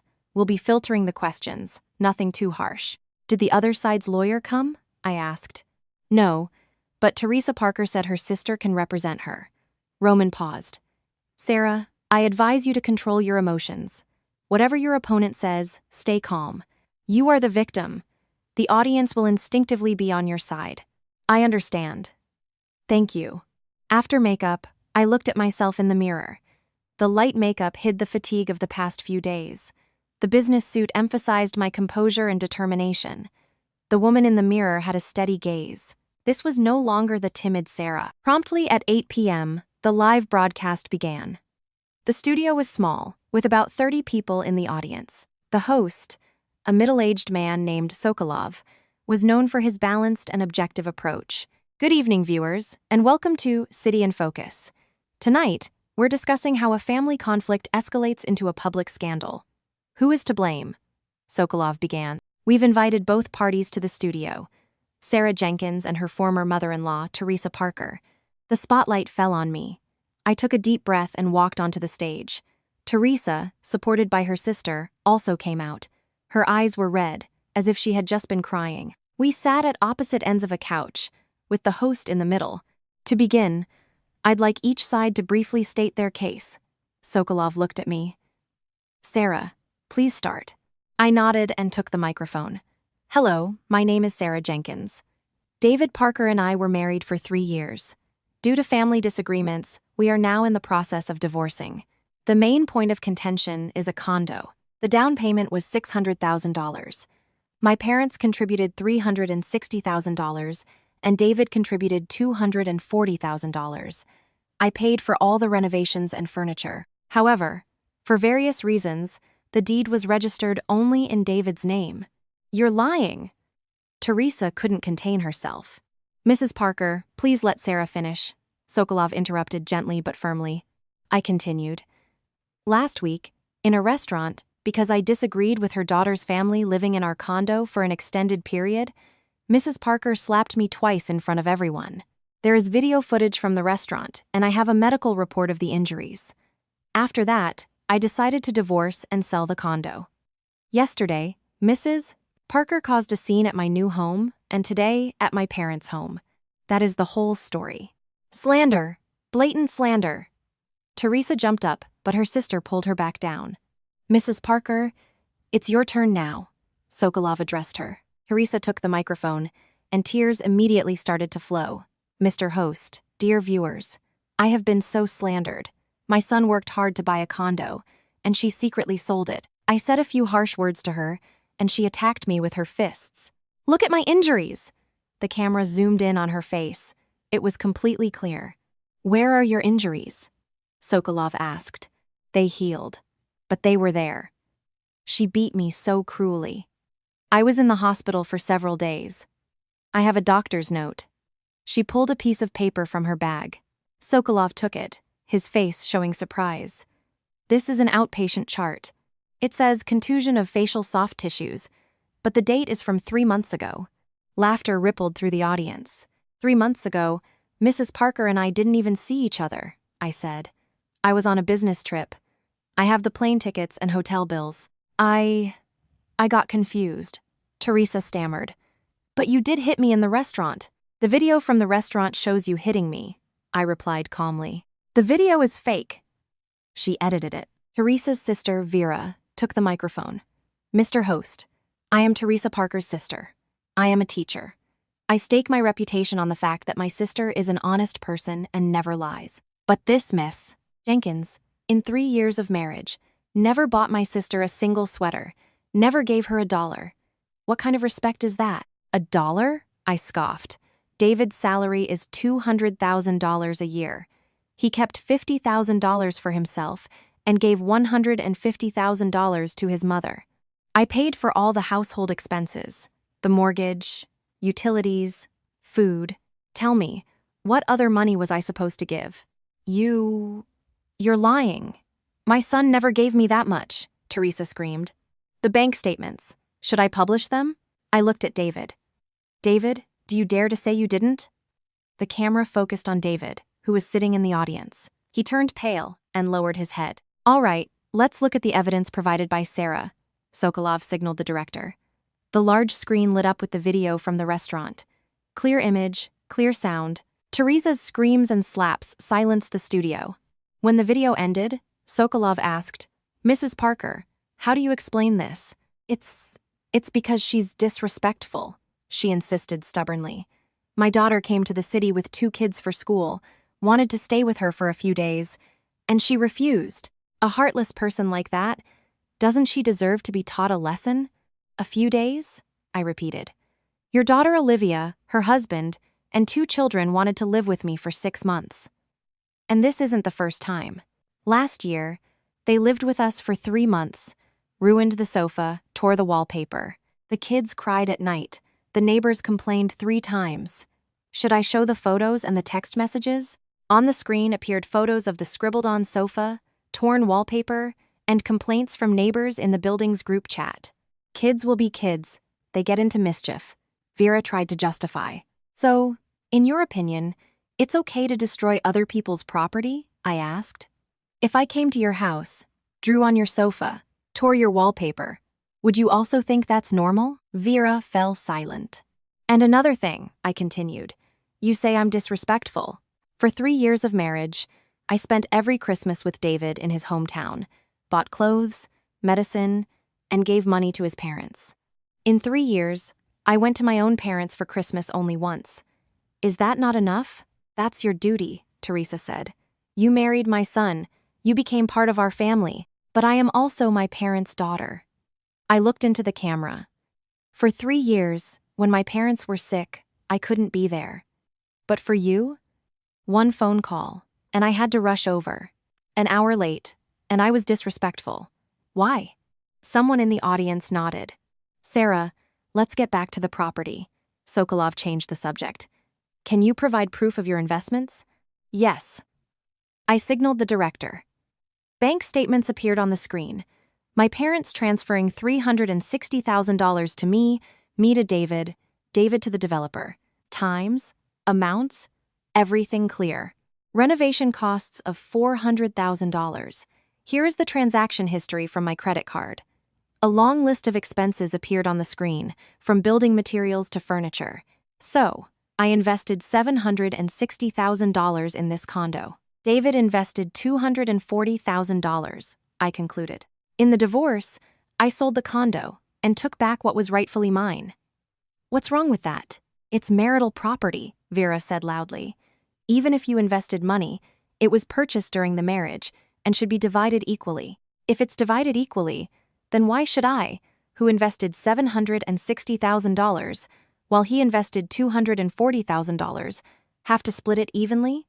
I asked.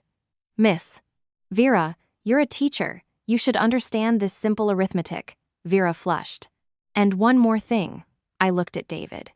David, tell your mother whose $360,000 that was. All cameras turned to him. He stood up, his lips trembling. Speak up, son, speak up, Teresa urged him. It was Sarah's money, he finally forced out. Teresa froze, then lunged at her son with her fists. You're lying! You deceived me! Chaos erupted in the studio. Security guards barely managed to separate them. So, Mrs. Parker, Sokolov said gravely, all this time you thought your son bought the condo. But in reality, the majority of the money was contributed by your daughter-in-law and her parents. Teresa collapsed onto the couch, muttering, It can't be. It can't be. The questions from the audience began.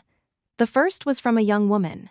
I want to ask Mrs. Parker, if your son had married someone other than Sarah, would you have treated her the same way? Teresa remained silent. A middle-aged man spoke next.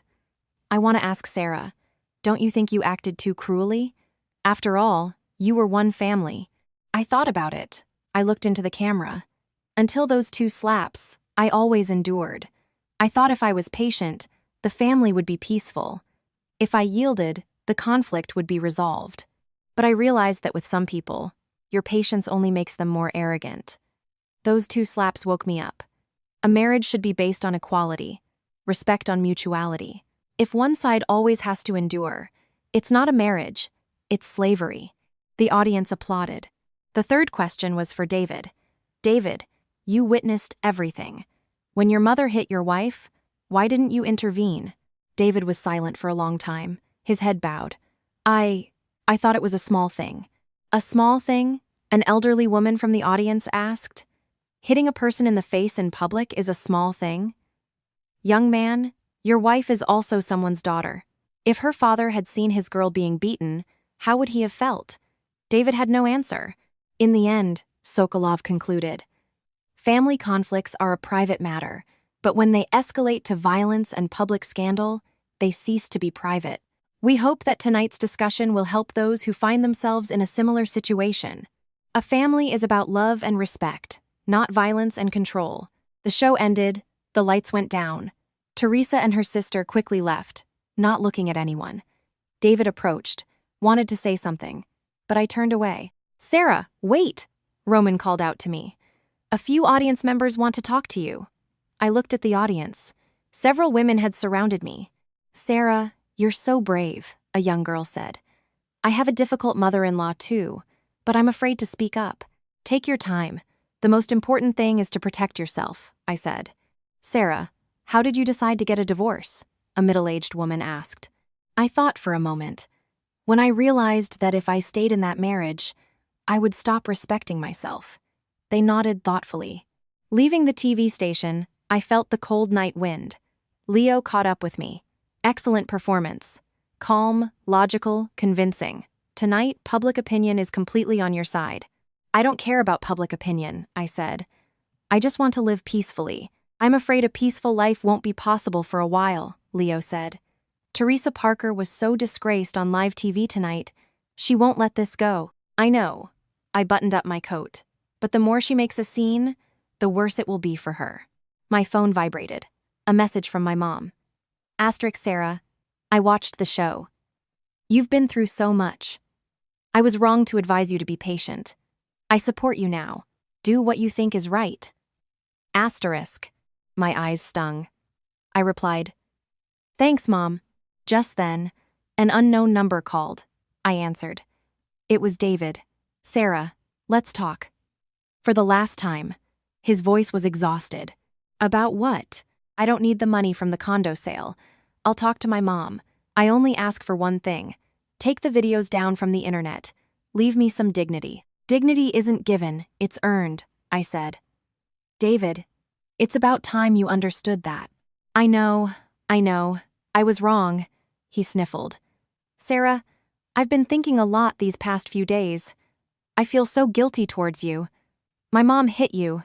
I should have intervened. My family hurt you. I should have protected you. I shouldn't have given the money to my mom. I was wrong. I was really wrong. I was silent. I don't need the money. I'll sign the agreement. I just ask you not to hate me, he said. I don't hate you, I replied. I just don't love you anymore. There was a long silence on the other end. Then he hung up. Leo looked at me. Softened up? He signed. I've blocked his number, I said. It's just sad. Some people only realize they were wrong when they've lost everything. And will you take the video down? No, I said. Let it be a lesson to him for the rest of his life. There are mistakes you can't make. The next day, David did indeed sign the agreement. He refused the $300,000. Teresa Parker went quiet. Under my post on the forum, someone left a comment. Asterisk author. Your ex-husband posted an apology on a local forum. Asterisk. I followed the link. It was a post written by David under his real name. Asterisk. I am David Parker, Sarah Jenkins's ex-husband. For 3 years, I wronged her greatly. My mother hit her. I did not intervene. My family hurt her. I did not protect her. I did not trust her with money. I was a bad husband. I wasn't even a man. I will not take the money from the condo sale. It is my debt to her. I'm sorry, Sarah. And I want to say to all men, if your family hurts your wife, stand by her side, because when she married you, she left her own home. If you don't protect her, she truly has nowhere to go. Asterisk. The post was short but sincere. I read it and closed the page. I hadn't forgiven, but I could let go. The phone rang again. The HR director. Miss Jenkins, regarding your transfer, the company has decided to increase your salary by 30%. You can start your work in Chicago next month. Does that suit you? Yes, I said. By the way, Mr. Parker has resigned. He asked me to convey his apologies and his gratitude to you. The new job in Chicago turned out to be more challenging than I had imagined. The company sent me to develop new sales channels. I was faced with a completely unfamiliar environment and competitors, but being busy was the best medicine.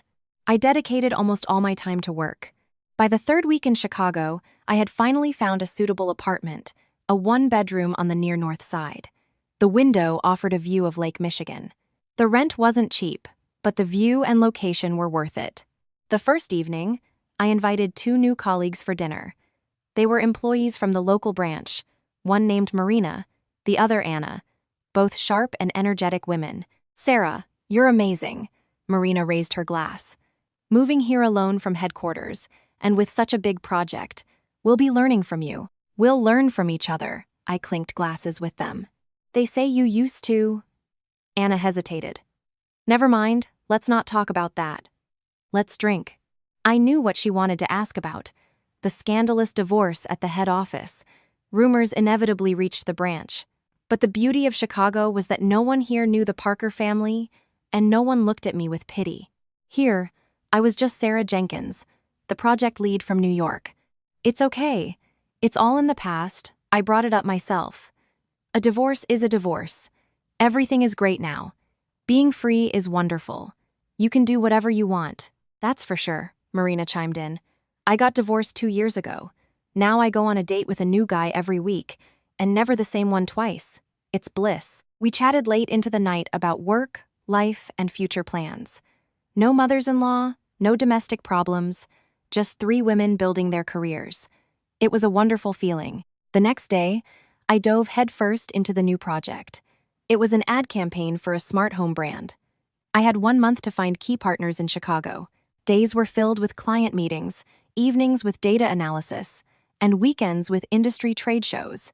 I was as busy as a bee, but I was happy. Over the weekend, I went to IKEA and bought a few small things for my new apartment. Watching the empty room gradually fill with life made me feel better and better. At the Monday meeting, I reported my initial results. The Midwest Regional Director, Andrew, was very pleased. Sarah, your productivity is impressive. In just 2 weeks, you've made so many contacts. There's still more to do. There are a few key channels we need to break into, I said. Right, Andrew remembered. There's an industry reception on Friday. All the distributors will be there. Prepare yourself. You'll go with me. Okay. On Friday evening, in a simple black dress, I went with Andrew to the reception. It was my first official networking event in Chicago. I was a little nervous, but maintained a calm exterior. The reception was held at a 5-star hotel on the riverfront. The guests were mostly industry veterans.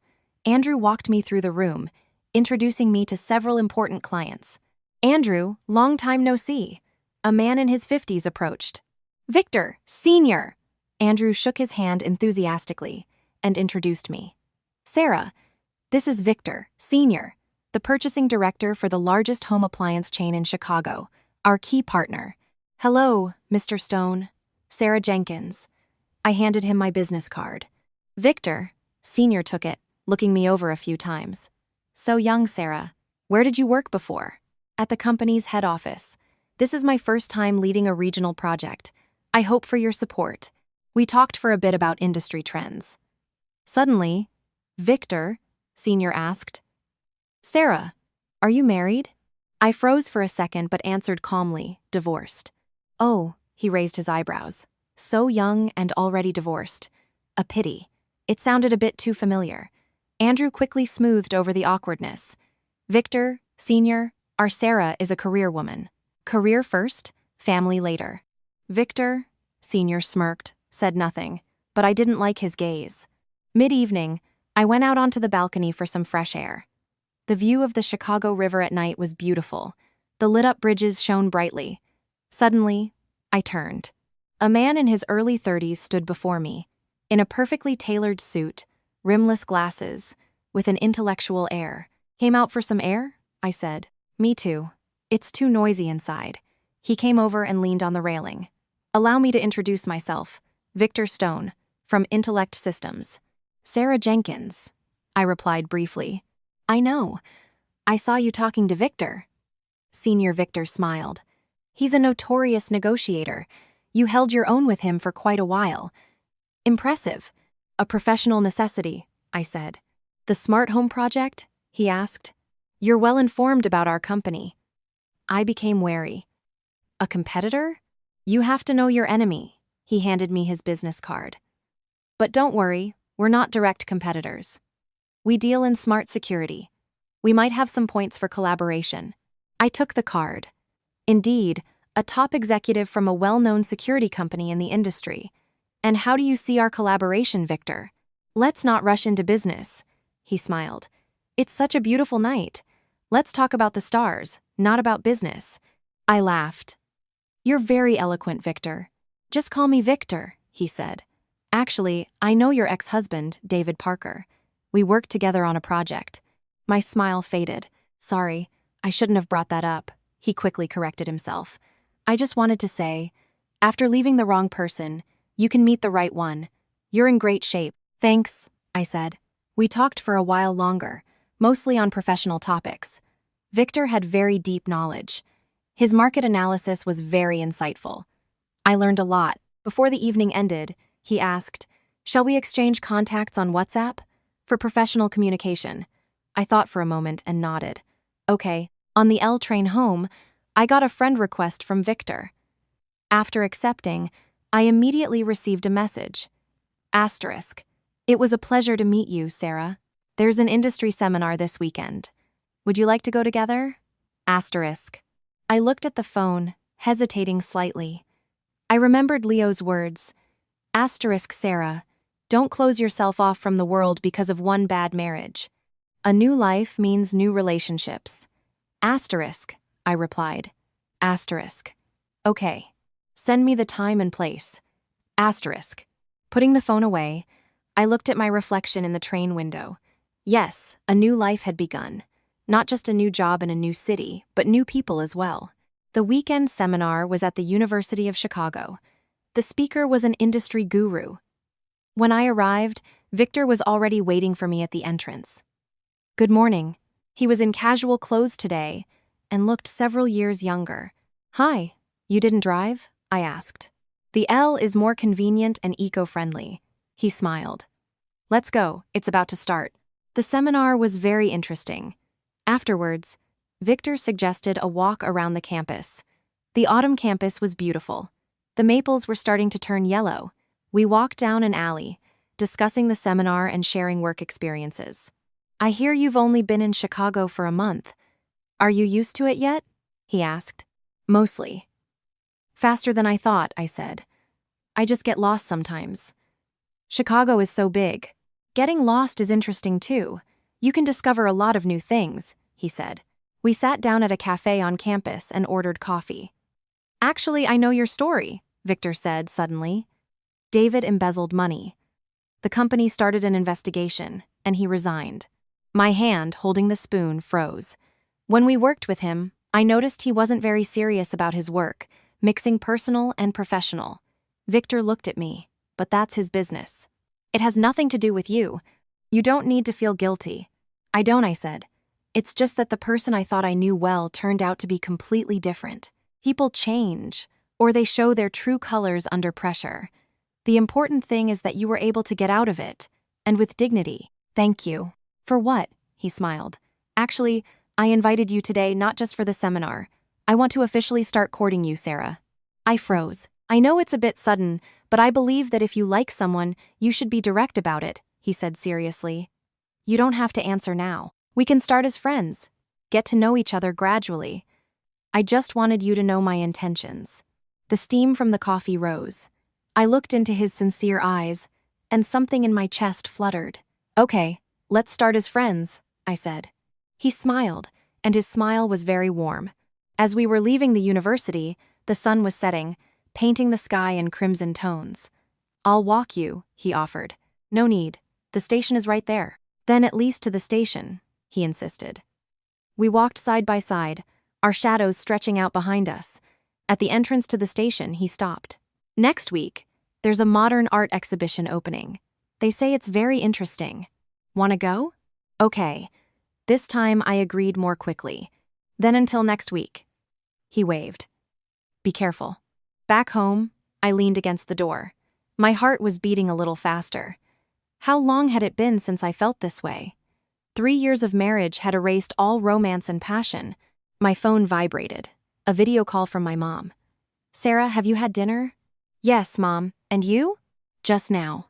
Your father was watching the news. He says it's gotten cold in Chicago. Dress warmly. I will, Mom.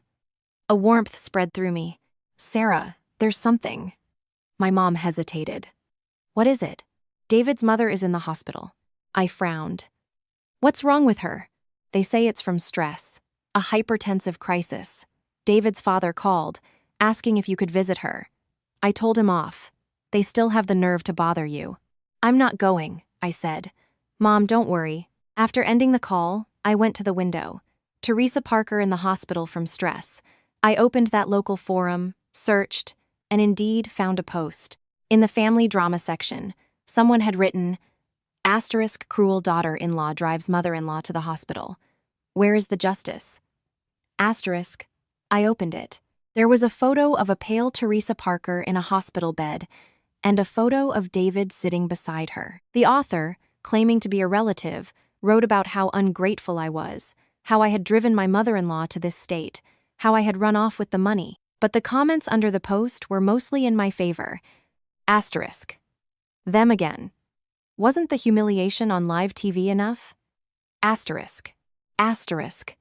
That mother-in-law is a born actress. She should be in Hollywood. *. This has to be the Parker relatives writing. We all saw the broadcast.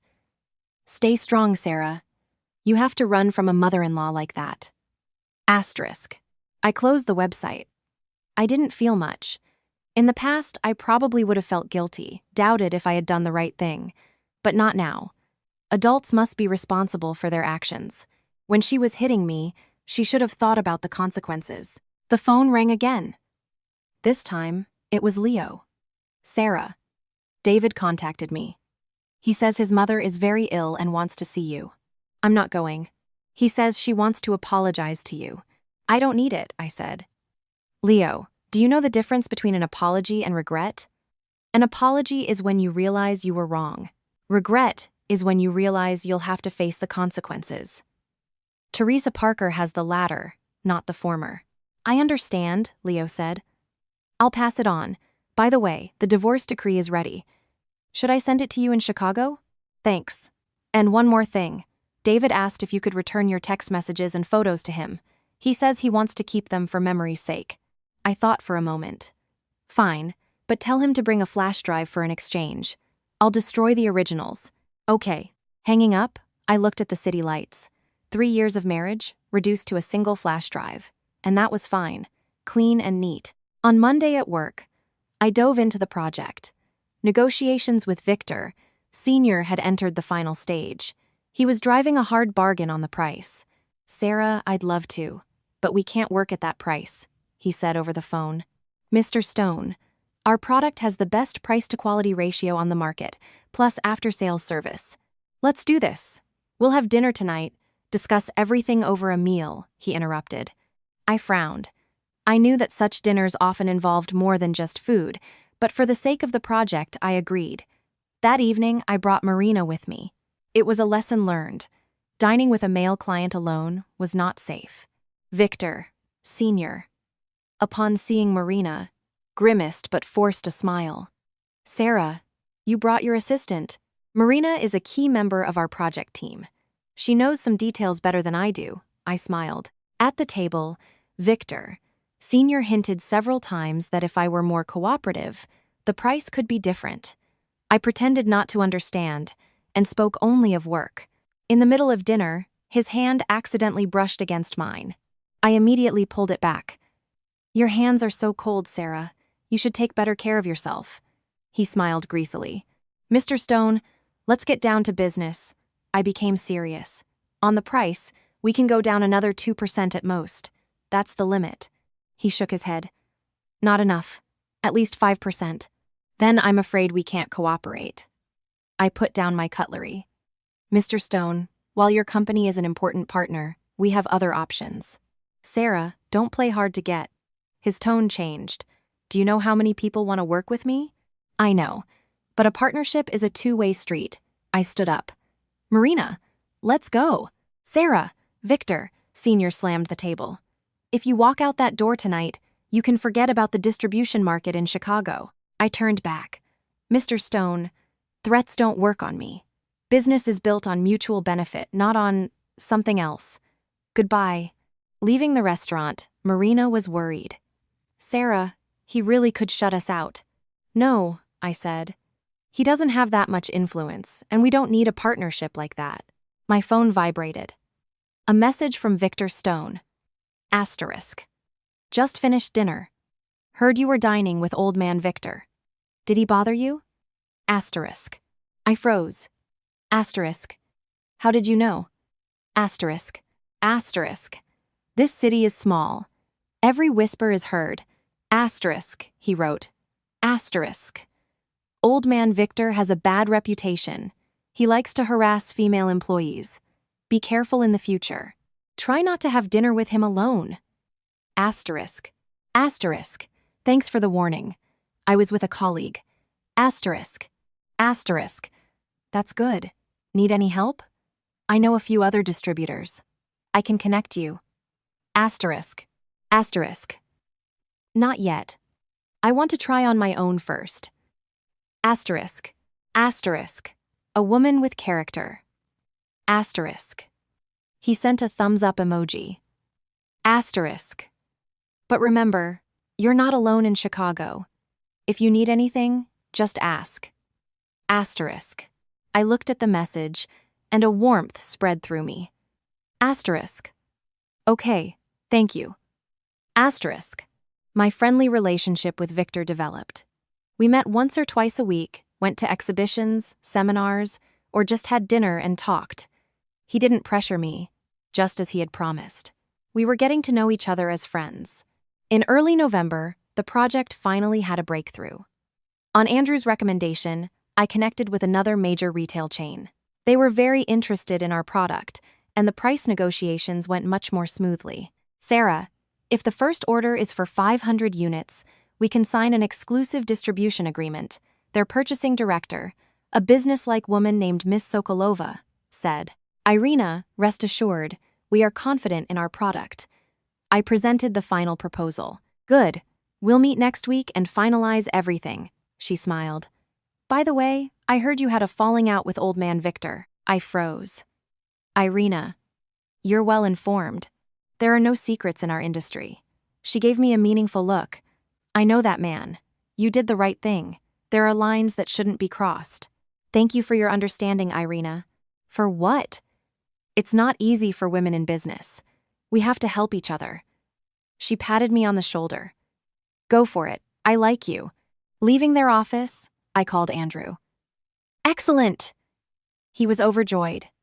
Sarah, I knew you could do it. Let's do this. Dinner's on me tonight. We'll celebrate. No, it's my duty. Invite the whole team. We'll go to a nice restaurant. That evening at dinner, Andrew, a little tipsy, patted me on the shoulder. Sarah, when you first arrived, I was worried you didn't have enough experience. Now I see I was wrong. Excellent work. At the end of the year, I'm going to recommend you for the position of Deputy Regional Director. Thank you, Andrew. I raised my glass. When we left, it was already past 10. I called a taxi. While waiting, a message from Victor came. Asterisk. Finished? Asterisk. Asterisk. Just now. Waiting for a taxi. Asterisk. Had a drink? Asterisk. Give me your address. I'll pick you up. Asterisk. Asterisk.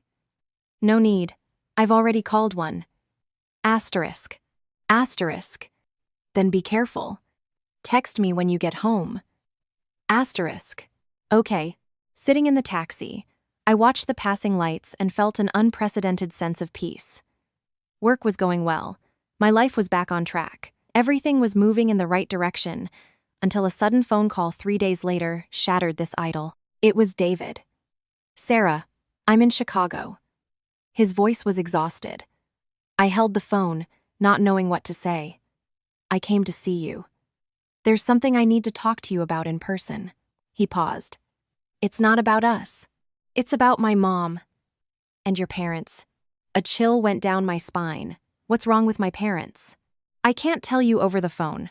Let's meet for 10 minutes. I'll tell you and leave right away. I thought for a moment. Send me the address. I have half an hour. We met at a cafe on the near north side. When I arrived, he was already sitting in a corner, head down. The coffee in front of him was untouched. He had lost a lot of weight in 3 months. There were dark circles under his eyes. He looked completely worn out. Sit, he forced a smile. I sat down, ordered a water. What happened? Tell me. My mother passed away last week, he said quietly. I froze. A stroke. They took her to the hospital, but they couldn't save her. His voice cracked. Before she died, she kept saying your name. Said, I'm sorry. I don't know what to say. The funeral was small. Almost no relatives came. Actually, when she was in the hospital, many who knew her story didn't want to visit. He gave a bitter smile. People are like that. My condolences was all I could manage. Sarah, I'm not asking you to forgive her, but I want to apologize for her. David looked up at me with red eyes.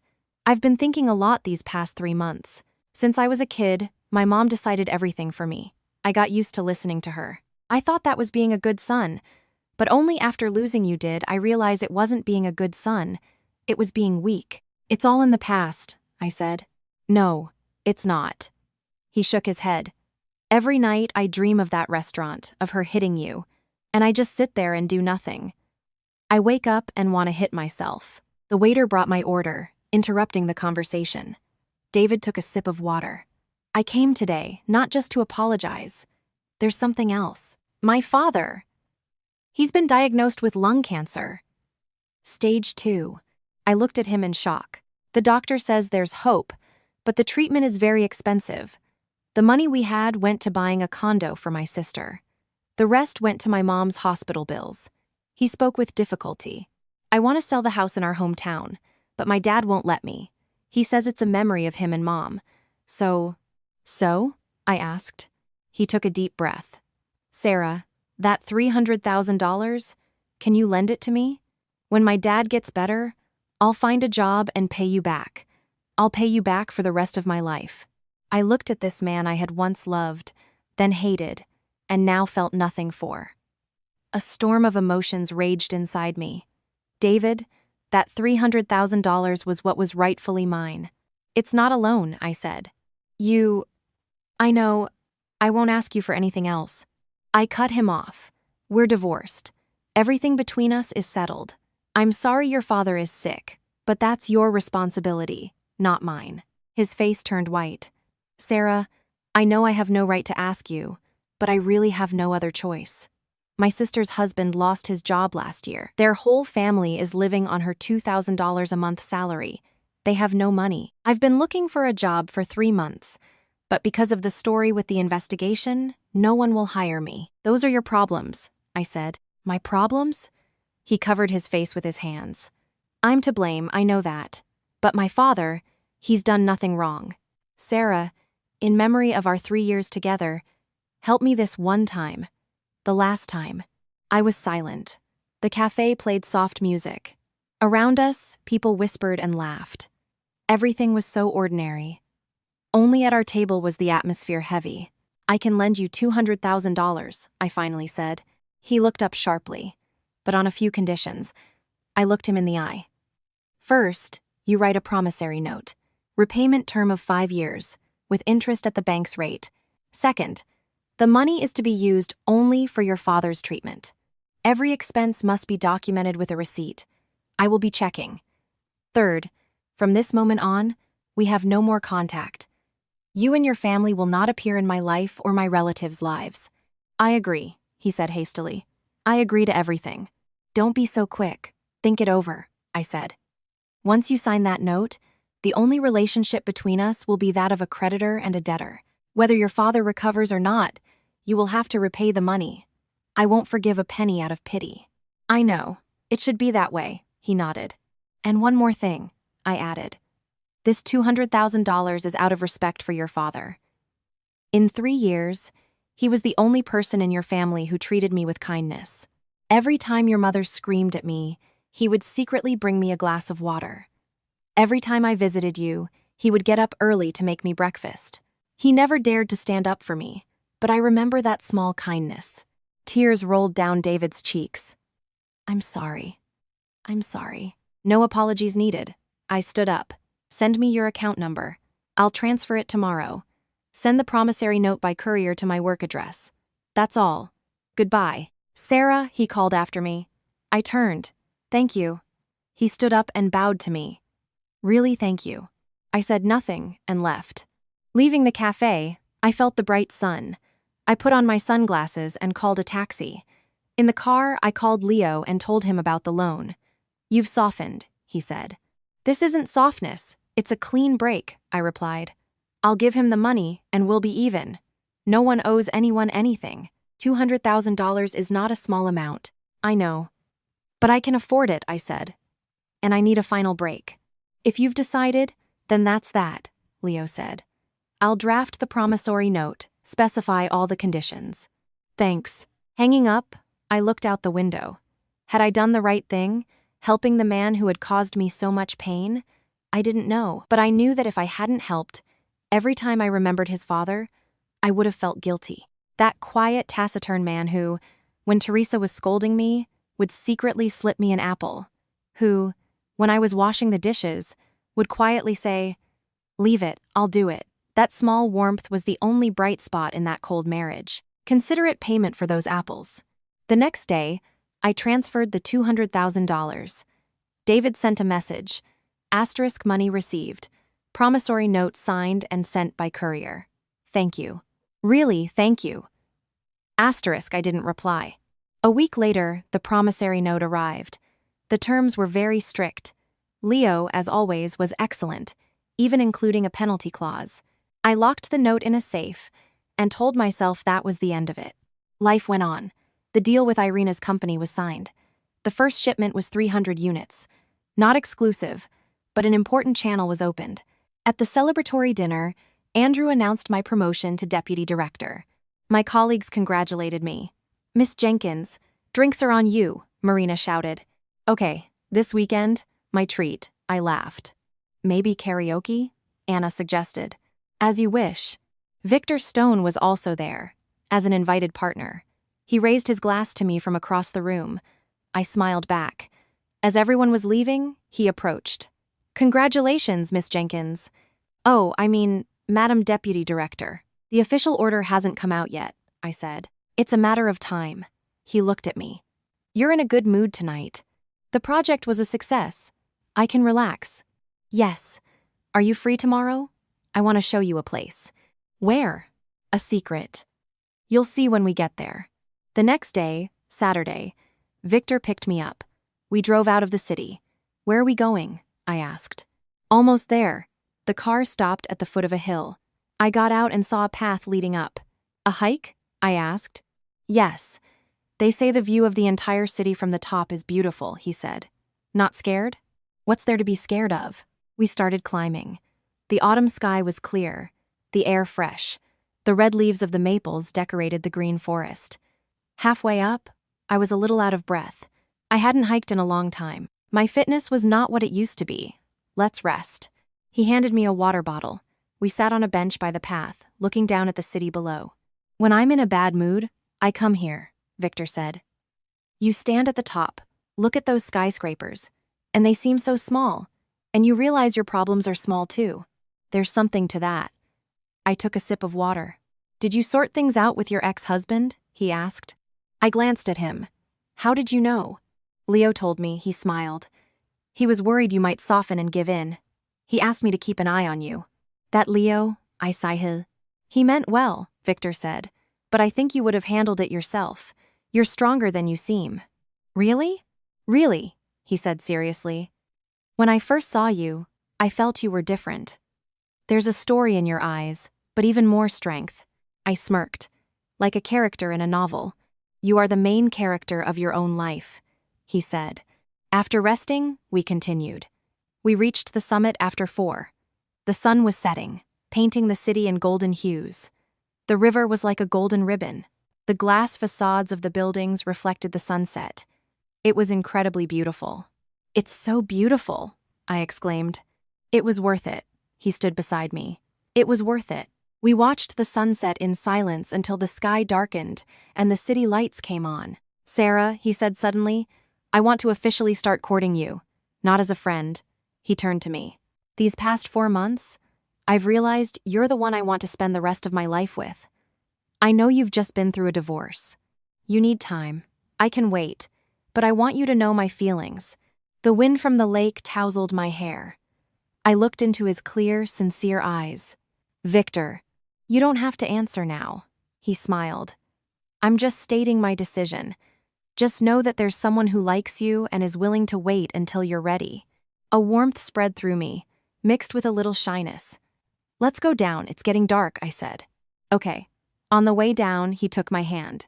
It's slippery, be careful.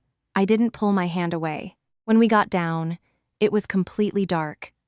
In the car, on the way back to the city, we were silent, but it wasn't an awkward silence, but a comfortable one. After dropping me off at my building, he said, Next week, I'm going on a business trip to New York for about a week.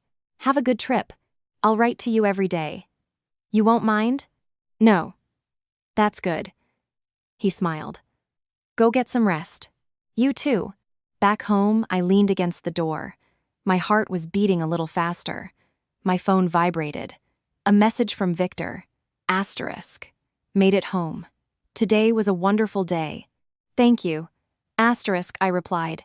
Asterisk, I really enjoyed it too. Good night. Asterisk. Asterisk. Good night. Sweet dreams.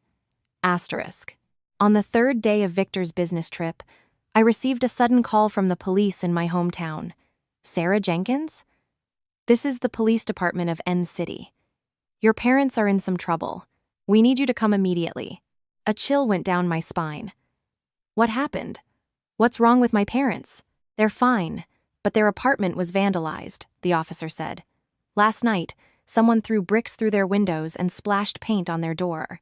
The neighbors called the police. We're investigating. Vandalized? My head was spinning. Who did it? We suspect the Parker family, but we have no proof. Your parents say their only recent conflicts were with them, but the Parkers deny everything. I'm on my way. Hanging up, I immediately bought a ticket for the next high-speed train. On the way, I called my mom. Her voice was trembling. Sarah, don't worry. Your father and I are fine. Just the windows are broken. It's cold. Mom, don't be scared. I'm on my way. Sarah, the police say it might have been the Parkers, But this morning, David brought fruit, said his father's treatment was going well. He came specifically to thank you. My mom's voice was confused. He didn't look like he was pretending. Whoever it was, I'm coming. We'll figure it out. The train sped forward. I looked at the passing scenery, a cold feeling in my heart. 3 months had passed. I thought it was all over, but apparently not. I arrived in my hometown at 7 p.m. I went straight to my parents' place. From a distance, I saw a police car outside the building. Neighbors were gathered, discussing something. Sarah's here. Aunt Val saw me. Oh, what a disaster has befallen you. Without stopping to greet her, I ran upstairs. On the door, the word bitch was scrawled in red paint. The living room windows were shattered, with glass all over the floor. A cold wind blew through the apartment. Mom! I ran into the room. My parents were sitting in the living room, wrapped in blankets, pale. A young police officer was taking their statement. Sarah! My mom, seeing me, started to cry. I hugged her. Don't be scared. I'm here. The officer explained that, according to preliminary information, it happened around 11 p.m. The neighbors heard a noise but didn't see anyone. We've reviewed the security footage, but the perpetrator was wearing a hoodie and a mask. Have you checked the Parkers? I asked. We have. They all have alibis, the officer said. David was at the hospital with his father. There's camera footage. His sister and her family were in the countryside. The neighbors confirmed it. Other relatives too. Then who? We're investigating, he said. But the conflict between your families is serious. It's possible the Parkers hired someone. Don't make assumptions without evidence. The senior officer next to him frowned. After finishing the report, they left. I immediately called Leo. Should I come? He asked. Not yet. But help me check if there's been anything strange with the Parkers lately. Okay, I'm on it. Hanging up, I started cleaning. The neighbors helped collect the glass and covered the windows with plastic wrap. Sarah, maybe you should spend the night at our place? Aunt Val offered. Thanks, Aunt Val. We'll stay here tonight. I'll call a repairman tomorrow. That night, after my parents fell asleep, I sat in the living room, staring at the writing on the door. Rage was building inside me. Who did this? The next morning, I called the repairman. While they were working, David showed up. He brought fruit. Seeing the paint on the door, his face changed. What is this? You don't know? I glared at him. I really don't know. He became flustered. Sarah, you suspect me? Your money saved my father. I couldn't have done something like this no matter how much of a scoundrel I am. When your mother was hitting me, you did nothing either, I said coldly. His face turned white. I'm sorry. He lowered his head. But I really didn't do this. I can swear on my life. If it was me, may I die the most horrible death. What good are your oaths? I turned away. Leave. Don't bother me. Sarah, I know you don't believe me, but I'll help you find the culprit, he said. I'll question all my relatives. I'll search. No need. The police will find them. Sarah, he grabbed my hand. I know I'm so indebted to you, but I'm really changing.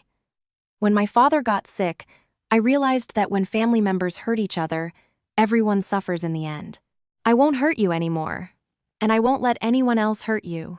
I looked into his red eyes, not knowing if it was truth or lies. As you wish. By evening, everything was fixed. My parents flatly refused to leave. I couldn't persuade them, so I just installed a few more cameras. That evening, Leo called. I have a lead. What is it? The Parkers are clean. But I checked on Olivia's husband, Paul, Leo said. He lost his job last year. Still hasn't found anything permanent. Lately, he's been working as muscle for debt collectors. He has a bad reputation. Debt collectors? Yes. I did some digging. The agency he worked for hires all sorts of lowlifes. Their methods are dirty. Leo paused. And Paul is tight on money right now. Olivia has been borrowing from all her friends. A chill went down my spine. You think? I'm not sure, but it's a possibility. Where is he now? Still in your city, but we don't know exactly where. Got it. Thanks. Hanging up, I sat in the dark. My mind was racing. If it was Paul, then why? Money? Revenge? I remembered his look at Teresa's funeral, full of hatred. At the time, I thought it was because of the family drama. Now, it seemed there was more to it. Late at night, my phone got a notification from the camera. Someone was lurking outside my parents' door. I immediately turned on the video feed. On the screen, a man in a hoodie was pacing back and forth, holding a bucket. I immediately called the police and the building's security. "There's a stranger at my door. Get here quickly." I grabbed a fruit knife and, hiding, looked through the peephole. He raised the bucket to throw the paint. "Stop!" a security guard shouted, rushing out. The man flinched and ran. The guard couldn't catch him. The police arrived quickly. They reviewed the footage from the building's camera. This time, his face was visible. It was Paul. "He won't get far. We've already sent out an alert," the officer said. At 3 a.m., Paul was arrested at the train station. He had a can of pepper spray and a knife on him. During the interrogation, he confessed to everything. "Why did you do it?" the detective asked. "She killed my mother-in-law. She destroyed the Parker family," Paul screamed. "I wanted to make her pay." "I didn't kill anyone. I stood behind the one-way glass in the observation room. It's all your fault. If you hadn't sold the condo, my mother-in-law wouldn't have gotten sick and died," he yelled. "The Parker family is in this position because of you." She sold her condo. The detective tapped the table. "And do you have proof that Teresa Parker's death is connected to Sarah Jenkins?" Paul fell silent. "Why did you have a knife?" the detective asked. "For self-defense." Paul looked away. Under pressure, he broke. Olivia, after learning he was unemployed, had filed for divorce. He wanted to win her back and thought that if he got revenge on me, Olivia would change her mind. "Idiot," the detective shook his head. Paul was detained on suspicion of intentional property damage and illegal possession of a weapon. When I left the station, it was already dawning. David and Olivia were waiting at the entrance. Olivia, upon seeing me, lunged at me with her fists, but David held her back. "Sarah, give me back my husband," she sobbed. "Your husband broke the law himself." "Who's to blame for that?" I said coldly. "Olivia, if it wasn't for you," David shouted. "Aren't you ashamed enough?" Olivia froze, clearly not expecting her brother to yell at her. "Sarah, I'm sorry." David turned to me. "I didn't know he was capable of this. I really didn't know." "What's the point of talking about it now?" I said. "David, watch your family. If there's a next time, I won't be so lenient." "I promise, there won't be a next time." He bowed. "I'm sorry. Really, I'm sorry." I looked at him and suddenly felt an overwhelming weariness. "David, we are even," I said. "You don't have to return the $200,000 for your father's treatment. Consider it my gift to him, in gratitude for his kindness." He looked at me in shock. "But there's one condition," I continued. "From this day on, we are strangers. You and your family will disappear from my life and the lives of my relatives forever. Can you do that?" His lips trembled. Finally, he nodded. "Yes. Goodbye." I turned and walked away, not looking back. Back home, I told my parents everything. My mom hugged me and cried. "Sarah, it's my fault. If I hadn't pushed you to get married back then, Mom, it's not your fault." I patted her back. "It's all over. That $200,000, you're really not taking it back?" my father asked. "No," I said. "Buying peace of mind is worth it." My father sighed. "Good. Sarah did the right thing. You can't drag some things with you forever." I stayed with my parents for 3 days. When they had calmed down, I returned to Chicago. On the train, I looked out the window. $200,000 was not a small amount, but compared to peace, it was nothing. I arrived in Chicago at 8 p.m. Victor was waiting for me by the train car. "Why are you here?" I was surprised. Leo told me. He took my suitcase. "Tired? Let's go home." In the car, I briefly told him what had happened. "You did the right thing," he said. "Buying freedom from the past is a wise decision. I just didn't want to deal with them anymore." "I understand." He looked at me. "Sarah, sometimes letting go is not a weakness, but a strength. You're stronger than I thought." Ishmirked. Back at my apartment, Victor didn't rush to leave. "Hungry?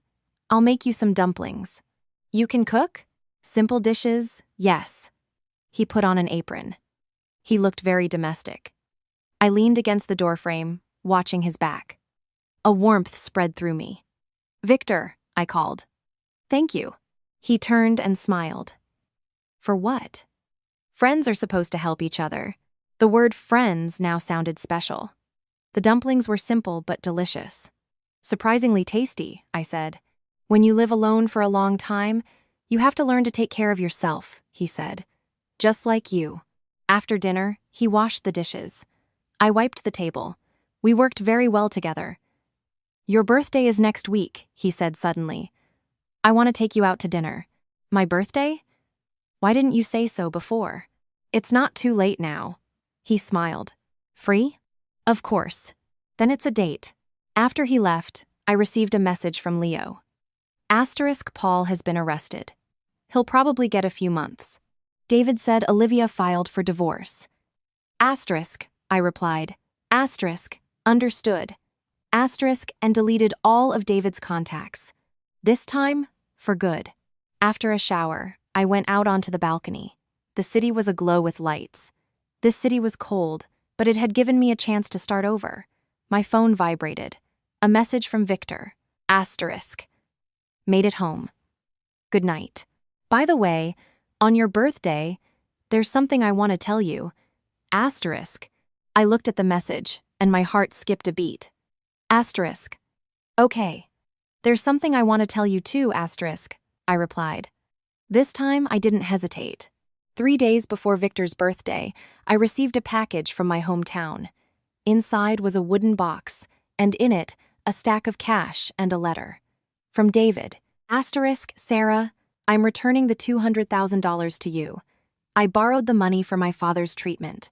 I can't take your money. I've been thinking a lot during this time and have understood many things. I will spend the rest of my life repaying my debt to you. Not with money, but by trying to live the rest of my life as a good person. I'm sorry, and thank you, David. I looked at the neatly stacked $200,000. I had mixed feelings. In the end, I took the money to the bank. Since he returned it, then so be it. As he said, we were even. On Victor's birthday, he had booked a table at a very atmospheric restaurant on the riverfront. The panoramic windows offered a view of the entire Chicago skyline at night. Happy birthday. I handed him a gift. It was an expensive German pen, very suitable for a businessman. Thank you, he smiled. Can I open it? Of course. He opened the box, and his eyes lit up. It's beautiful. I love it. Glad you like it. The appetizers arrived. We ate and talked. He told me a lot about his childhood. I about my college years. The atmosphere was light. After the main course, a cake was brought out. Make a wish, I said. He closed his eyes, made a serious wish, and blew out the candles. What did you wish for? I asked. If I tell you, it won't come true. He smiled, but his gaze was very serious. But I can tell you it's related to you. My heart skipped a beat. Sarah, he put down his fork. We've known each other for 4 months. These 4 months have been the happiest in the last few years. I know you've been through a trauma. You need time, but I still want to ask. He took a small box out of his pocket and opened it. Inside was a necklace with a pendant in the shape of 2 intertwined ginkgo leaves. Very elegant. It's not a ring. I was afraid of scaring you, he smiled. I just want to say that I'm ready. Ready to walk into the future with you, in joy and in sorrow. Will you give me that chance? I looked at him, at the pendant. The ginkgo leaves shimmered softly in the candlelight. Victor, I took a deep breath. I'm ready too, but not right now. I need a little more time to completely say goodbye to the past. When I'm confirmed in my position as deputy director, when I'm fully accustomed to life in Chicago, when I'm sure I can give you a full, healthy relationship, then we'll truly begin. Okay. He froze, then smiled. Okay. I'll wait. And will you accept the necklace? I asked. Of course, it's for you. He stood up, came behind me, and fastened the necklace. The cool metal touched my skin. I flinched instinctively, but quickly got used to it. It looks beautiful on you. He looked at my neck, and a spark lit up in his eyes. That evening, we walked along the riverfront. The wind was cold. He put his jacket over my shoulders. Not cold? He asked. No. Sarah, I want to discuss something with you, he said suddenly. The company has a new project in New York. It needs to be developed. For about 6 months, he looked at me. I'm thinking of asking to be assigned there. A chill went down my spine. You want to go? 3 months ago, I would have gone without a second thought. But now, he stopped. I want to hear your opinion. It's your career. I can't interfere. But you can influence my decision, he said seriously. If you tell me not to go, I won't. I looked at him. In the light of the street lamps, his gaze was gentle and firm. Go, I said. What? If it's a good opportunity, go, I said. 6 months isn't that long. We can video call every day. On weekends, I can fly to you, or you to me. You really think so? I do, I smiled. Victor, I won't be a stone in your path. A good relationship should make people better, not hold them back. He looked at me with tenderness and admiration. Thank you, Sarah. He took my hand. But I still want to ask. Will you wait for me? I will, I said firmly. He smiled, and his smile was particularly bright in the night. A week later, Victor's transfer order came through.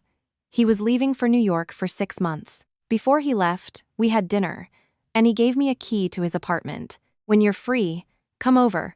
Water the plants. Okay, there are dumplings in the fridge that I made. If you're too lazy to cook, just boil them. Okay. I'll fly in every Friday evening. Fly out Sunday afternoon. Okay. Do you know how to say anything other than okay? He sighed. I laughed. Have a good trip. Text me when you land. He hugged me, very lightly, restrained. Wait for me. Okay. He left. The apartment became quiet. I suddenly realized that in these months, I had gotten used to his presence. But habit is not dependence. I knew that. On Monday at work, Andrew called me into his office. Sarah, good news. He was beaming. Head office has decided to spin off the smart home project into a separate business unit. You will be its general manager, reporting directly to New York. I froze. General manager? Yes. Same status as a director, but with more autonomy, Andrew said. Salary doubled, plus stock options. Well, are you interested? Yes, I answered without hesitation. I knew you'd agree, he laughed. Work hard. This is recognition of your merits. By the way, the office is in the Aon Center. You can move in this week. The new office was on the 70th floor, with a breathtaking view of the lake. I stood by the window, looking at the city at my feet, and felt a sense of pride. 3 years ago, I was a beaten-down woman in a marriage. 3 years later, I stand here, and I have my own career and my own future. Miss Jenkins, here's this quarter's report. My new assistant, Kevin, knocked. Put it on the table. I turned. And please, contact Victor Stone from Intellect Systems. I want to discuss a partnership with him in the Midwest region. Will do. Sitting in the leather chair, I opened my computer. Among the emails was one from Leo, with a scan of the divorce decree. And a note, asterisk. Congratulations on your new life, my friend. Asterisk, I replied. Asterisk, thanks. When I'm back in New York, drinks are on me. Asterisk. Then a message from my mom came. Asterisk, Sarah. Your father says he wants to visit you in Chicago. Is it a good time? Asterisk. Asterisk. Yes, Mom. Anytime. I'll buy them tickets. Asterisk. Asterisk. Okay. Your father is so happy. He's been bragging to everyone that his daughter is a general manager in Chicago. Asterisk. I smiled. A warmth spread through me. That evening, I stayed at work until 8.